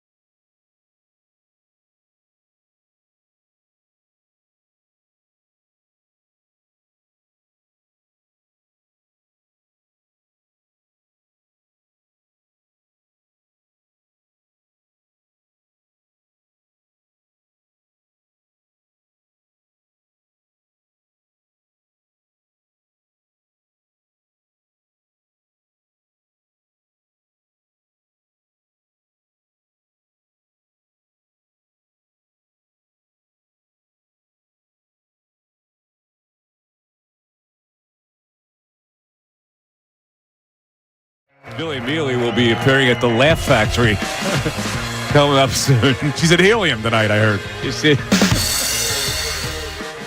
Attempting to be the new Nikki Glazer to experience the stand-up in front of... The only gig she had was the one in Clementon Park. I don't think... she's got a long way to go. I think a majority of our listeners were confused when you said she was doing a stand-up. So I've had reflection on this one, and I actually think in this case, Mike and I, we're right to believe that a guy in the industry would get it. I think that maybe the audience, that one right over there. Right, all right. And I'm a man of the people. You're you see, I do right. things so that Ray turned off my mic. You see what he does? I hadn't done it in a Turns while. it off. That was, you hit... I do this for our... I don't mind embarrassing myself if it's for the betterment of the listener. I didn't know that was such secret industry knowledge when somebody's doing a stand-up. But it's like, I've heard it a million times. A reporter doing a stand-up, like the Weather Channel, when they have a storm, they got the guy doing a stand-up in the storm. Like you've heard the term before, have you not? Yeah, here's where it throws me off. I remember Jillian, but I don't remember her as like... A reporter? Yes, I remember her as the anchor. So I'm thinking... She started as a reporter. Yeah, so I didn't remember her as that. I remember her as the anchor. So then when you said you're sitting outside of Clementon Park and she's doing a stand-up, I'm thinking, oh, she's doing some jokes. It's not that crazy that people will do jokes. Wait, hold it. What sense would that make that she would be doing a stand-up comedy routine in front of Clementon Park? What is normal about that? Well, I guess it could have been like, Fox News anchor Jillian Mealy here. And then she comes up and she was like, hey, everybody. She wasn't a Fox News anchor. How about this weather? Oh, man. Anyway, I got other news for you. There you go. That's a joke. That was Jillian's first joke in front of Clementon Park. Yeah. Go. Anyway, other news. Jalen Hurts announced in a just-released exclusive with Men's Health that by the time this interview publishes, you can call her my wife. He married his longtime girlfriend. Oh, my. Oh, hearts are broken all over Delaware Valley. A couple of weeks ago. I mean, he's been with her a very long time, but Jalen Hurts is officially a married man. Oh, there you go. Congratulations. Yeah, that'll make him a better player, you think? He's more settled down? Jalen's a That's robot, what they say. man. Oh, I have to have that laugh. They become better players if they're married and settled down. Like, really? When it comes to Jalen, I don't know about that. It's all a lot of aggravation at home. Dude, that guy isn't there? No, that guy is always been committed to his sport. You're right. When he commits to something, he commits. So he's on the cover. No room for a roving eye. He's on the cover of Men's Health. Is he really? I'm looking at the cover right now. How come you haven't been on the cover of Men's Health? I'm surprised that you haven't inquired. Jalen Hurts, the Super Bowl MVP on grit, muscle, and growth. How to wear small shirts by Bill Colarulo. Look at the shirt Hurts is wearing on the Men's Health. I guarantee that's a large. All right, back to just a little snug. Back to the NFL rated players because I want to get to where they have the quarterbacks. Number 11 is the tight end. Did you say Tyler Warren already? I said him at 8. Oh, so another one. 11. Is it Mason? Loveston. Colston Loveland. Loveland, that's what I mean. Yeah. The tight end from Michigan. Number 12 is a wide receiver. Oh, you like this kid, right? Is it this? Is it Golden? No. Where do they have Golden? I don't know yet. I'm doing it one at a time. Number 12 is Tataroa McMillan from Arizona, 6'4", 213. Number 13, here it is. The first quarterback, Cam Ward, ranked number 13th in talent overall. And he's going to go number 1 overall. He's going to go number 1 overall. Number 14, Jahad Campbell, the linebacker from Alabama. Who Field Yates, who was on with us earlier, him and Mel Kiper in their latest mock draft have him falling to 32, and the Eagles taking him at 32. Number 15 is Matthew Golden, the wide receiver from Texas. Number 16, defensive tackle Derek Harmon from Oregon. Number 17, the safety, Nick Emenwari from South Carolina, 6'3", 220. Now, you glossed over Derek Harmon. Yeah? I've seen a couple of mock drafts that have the Eagles taking him. 6'5", 313, but he's ranked 16th best player overall here. But if you get him at 32, it's a value pick. It's a value pick, and it's a position they love. Number 18 is the quarterback from Michigan, Will Johnson. Number 19, Malachi Starks. Is that Malachi or Malachi? Malachi Starks. Is it Malachi? You sure? Yeah, he's the All right, safety. Malachi Starks from Georgia. Yeah, you're right. He's a player I would like to see the Eagles go with, too. Josh Simmons, number 20, the offensive tackle from Ohio State. Yeah. Mikel Williams, edge rusher from Georgia, is 21. Donovan Iziraku, the edge rusher from Boston College. I've seen him mentioned that the Eagles take at 32. Yep. Number 23, Josh Connolly Jr., offensive tackle from Oregon, 6'5", 311. The guard from Alabama is next, Tyler Booker. Number 25, Kenneth Grant, defensive tackle from Michigan. 26, Kelvin Banks Jr., guard from Texas. A lot of guards here. Luther Burden III, wide receiver, Missouri. 27. Did you say Walter Nolan yet? Did not say Walter Nolan. Emeka Egbuka, 28, wide receiver, Ohio State. Number 29, Omarion Hampton, running back, North Carolina. Number 30, Jahdae Barron, cornerback from Texas. Wait. Number 31, Walter Nolan at 31, defensive tackle, Ole Miss. This big board is suspect, in my opinion. Dane Brugler. What are you talking about? You know more than Dane Brugler? I'm just saying. Number 32 ranked overall, Gray Zabel, center from North Dakota State. Shedeur Sanders, you'd have to get to 34 before you get to Shedeur Sanders. So you're not buying this this talent evaluation here. I don't know. I mean, I agreed with him on the top 5, but some of these guys, like Walter Nolan, he's got where? 31st best player overall. Yeah, I don't know about that. I think Walter Nolan's a little bit higher than that. He might be higher, but if he's there then, I don't know. Suppose he's on the board at 31. You got to make the trade, right? You got to trade down one. Who's got 30? It's Kansas City. Oh. So I don't know what they would take him. What their needs are. Their needs are offensive line. I still think, though, I think if we're putting percentages on it, I think it's the most likely scenario is that the Eagles are going to trade out. Because you heard Field Yates say it, and I've heard a lot of these draft experts say it, that the difference between like 32 and like 45, it's kind of the same caliber of player. So if you could trade back from 32, pick up maybe a couple second-round picks in the process and still get a guy that you're targeting, I think that's what's going to make the most sense for Howie. I have seen so many mock drafts have the Eagles taken the tight end from Bowling Green in the 3rd round. Yes, Harold Fannin. That would be value, man. If he falls to the 3rd round, that'd be nice. 610-632-0975. You want to climb in before we get out of here? We go back to our text board. Mike Missanelli Show continues.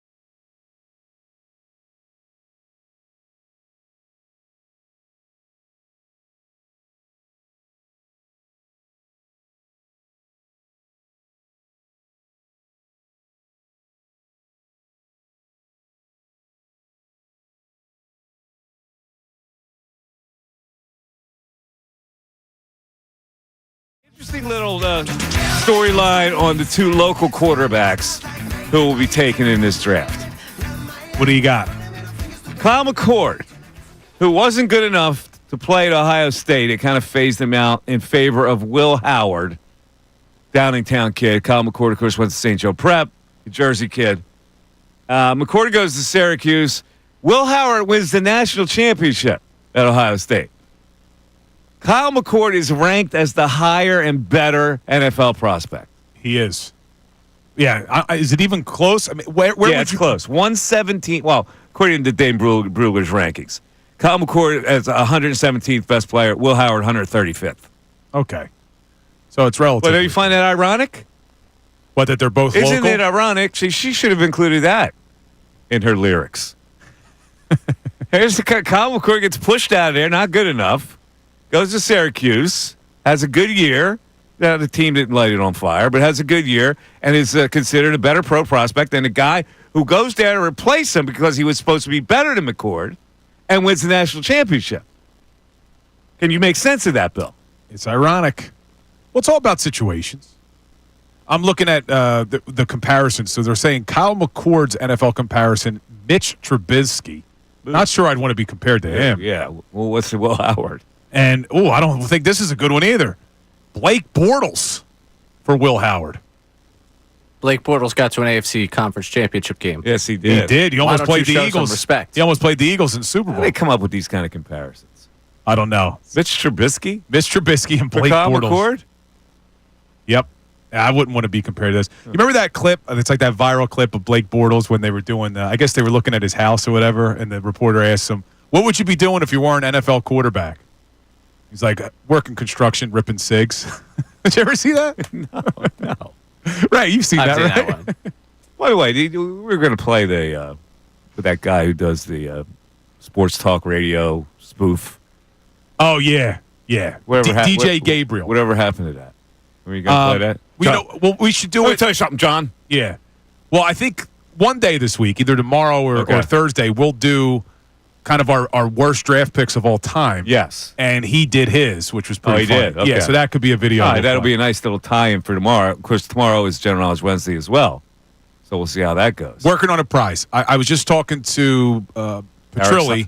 Okay. And he's working on a pretty good one. So stay tuned for that. Yeah. Okay, let's go to the phones. We got David and Philly checking in. David, you're on 97.5 Fanatic. Hi, good afternoon. What's up, David? How you doing? Hello? Yeah, we got you. How you doing? Yeah, I'm good. Good. I wanted to talk about the Phillies. Yes, sir. I'm gonna give my opinion and evaluation. And I watched a lot of games. I watched every game last season. I watched every game so far this season. I'm really invested in the Phillies. So awesome. I just wanted to speak my mind. Go ahead. Can we call them for what they are? And when I say that, I mean, the way I see it, they suck against teams that are okay to good. They can handle their business against, sub 500 mediocre teams like the Marlins or the Rockies or like the White Sox. They can hit against them, and they look like one of the best teams in baseball when we play them. I think sometimes as fans and even in the media, when I watch post game a lot, we get caught up in that and sometimes forget who they're playing. And I think that was one of the misleading things that what happened last year. But anyway, all right. Well, let's look at that because they did take 2 of 3 from the Dodgers. They split with the Giants. The Giants are pretty good, right? They split with them, right? It seems to me like the only good team that we can consistently beat is the Dodgers. When we play teams like the Yankees, maybe the Astros, and like you said, the Giants now, and who knows, even the Padres, like they just look like they can't hit anything. Like they just get amnesia and forgot all of their hitting mechanics. Well, they did win 95 games last year, though, bro. That's 95 is nothing to sneeze. So they were beating some good teams. Well, most of the teams we beat, which led to that misleading record, were corny teams. And even the better they were 95 wins. You can't be beating just all corny teams. Well, they were 49-41 last year against teams above 500. That's that's 8 above 500. When did I mean, we would have to go back and look, but when did those games happen? Because in the second half of the season, when we played good teams, they were ready for the playoffs, and they picked their games up, and the Phillies did not. It was kind of the opposite. In the beginning, the Phillies were on, another planet, and then they fell off after the All-Star break. Yeah. I think for the other teams around the league, it was vice versa. They kind of came out sluggish, and then in the second half of the season, they got it together. Yeah. So it's a lot of P's and Q's in nuts and bolts. And I hear you. I think we have a tendency to go further than we need to go, and saying they can't beat good teams. It's like the old Mike Schmidt couldn't hit home runs against good. He only hit them solo shots, and when they didn't matter. Yeah, I think we have a tendency to be down more than we should. Well, this will play out. I mean, listen, we'll find out how good they are. We'll find out how good they are in this series. I think in the next 2 days. I agree. And, all right, man. So hang in there. The season's young. Now, I happen to think that they're. I think they're better than the Braves, which I didn't think I would say at the start of the year. I thought the Braves were going to have a better season than the Phillies. It doesn't look like it. No, it looks like it's going to be a two-team race in the NL East, Phillies and the Mets. But the bigger concern is that the National League is pretty stacked now, Mike. Yeah, there's no guarantee they get a wild card. Yeah, we weren't paying attention to the Padres of the world.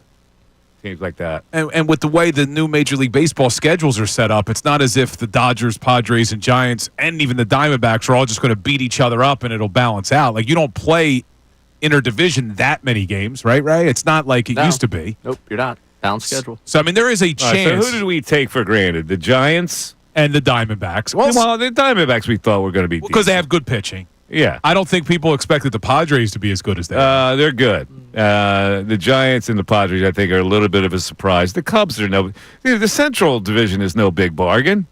No, but, like, if you look at it, all right, so Cubs win the Central. There's going to be one winner there. Let's say that. If the Mets were to win the division, let's just play this game for a second. And then the Dodgers win the West. Yeah. There's only 3 wild card teams. Could that be the Padres, Giants, and Diamondbacks?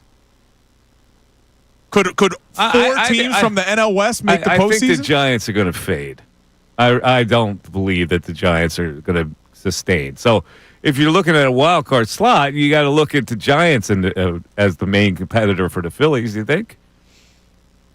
Yeah, the Padres will lock one up. I just don't know. The Dodgers will lock one up. One of those will be the wild card. I just don't know if 89 wins gets you a wild card this year. Like, Ray, if you had to predict it right now.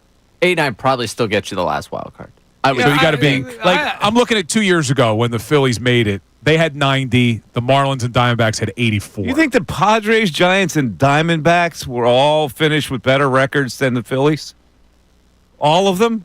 Maybe one of them. I don't know. But you go to, like, last year, the wild card teams, 89 wins got you in, and the Diamondbacks missed out with 89 wins last year. I mean, listen, I think you look at the National League, and right now, again, can I really say if the season ended today in April? No. But you have 4 teams in the NL West that look really good, that look like they have the bones of a good team. I think the Giants will probably fade out of that conversation, but the Brewers are still a team that have flirted with being they've been a postseason team, but flirted with being good past seasons. I don't know about the Brewers. I think they're a little past I think their window passed because they decided they didn't want their window to be open. And the Braves, as bad as the start's been for them, Strider going to the IL hurts. If they don't get him consistently throughout the season, that probably hurts their chances. They have won 4 in a row. It's April. They're still just 3.5 games back. And even though we talked about that tweet yesterday, Acuna's coming back. He's a stud. So the NL's gotten pretty good. Like, I know Buster only said to us last week of, like, if you went and ranked the 7 or 8 best teams in baseball right now, like 7 of them are National League teams. Let me ask you a question, Bill. Right now, would you trade the Phillies' current left fielder for Austin Hayes? Hey, Austin Hayes is tearing it up for Cincinnati, isn't he? He's hitting 406. Yeah. No, I still wouldn't. And on base percentage of 441. I know. He'll come back there. Yeah, he only has 32 at bats, so that's a small sample size. He's a part-time player. Now, look, and you mentioned it, I think it was off air. Kepler was hitting the ball hard Kepler last hit night. 2 ropes last night. Now, he's a strong guy, but I don't see Kepler being I see him being like a 245 hitter. Do you see him as an everyday guy? Well, at or just a 240, is he platoon? 245? Is he an everyday player? You see, that's the problem. I look at left field, I look at center field, and I go, what averages are you going to get out of those guys collectively? And the bigger issue, though, is going into the season, you thought, all right, maybe they're going to have to do something in center or left if these guys don't work out. If Marsh isn't the answer, Kepler's not the answer. But now you need to address the bullpen. It's like, I'm not even sure if a priority can be, hey, we got to get a left fielder in here. We got to get a center. You got to address the bullpen. By the way, was I wrong on that evaluation of the bullpen? Well, even a blind squirrel finds a nut every once in a while. When you were touting Ruiz, I was going, huh? Yeah, I mean, blind squirrel, Ray. Yeah, Broken clock. You know what I mean? Yeah, it's a blind squirrel, all right. Oh, somebody came at you on they did? The YouTube chat. I had a bad take? Yeah, they were listing a bunch of them. It's so hard to keep up with all of them. They listened. They listened where I was wrong. 5 things that they found. They found 5 things where I was wrong. Seriously, tell me what it. I think they listed like 10. Go ahead.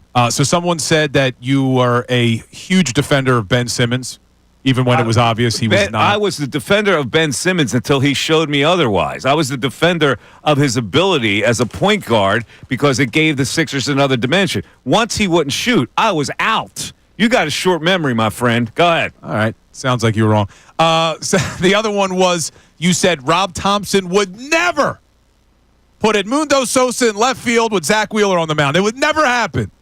And then you took off the 2 days after that because you didn't want to have to face the music. That's a small thing. That's just a daily prediction. That's right. And then he called out sick for 2 days, unscheduled days off because he didn't want to face the music. Yeah, 3 days of vacation. 3 days off, right? Yeah, Wednesday, Thursday, Friday vacation to the Masters. He was ducking us. No one knew. We came in. We're like, "Where's Mike?" Yeah. Tried to call him. No idea how excited Bill was to show up that day. I almost didn't want to show up. I was like, Bill could do 4 hours just on the fact that Edmundo Sosa played left field. Yeah, but was he able to do 4 hours, Ray? I don't. We'll never know. I was here. Ray was here. Now, I don't know if this is true. JM in the YouTube chat says you did not like the Landon Dickerson pick. I don't know. People are pulling stuff out. I don't Landon remember. Dickerson was injured. He had 2 knee surgeries. So, yeah, I did question that. All right. Carson Wentz was going to be impossible to trade. Yeah, anyway. Let's move on. People are putting these out there. Thanks so much for listening, everybody. We'll be back at you tomorrow. General Knowledge Wednesday. Take care. Bye-bye.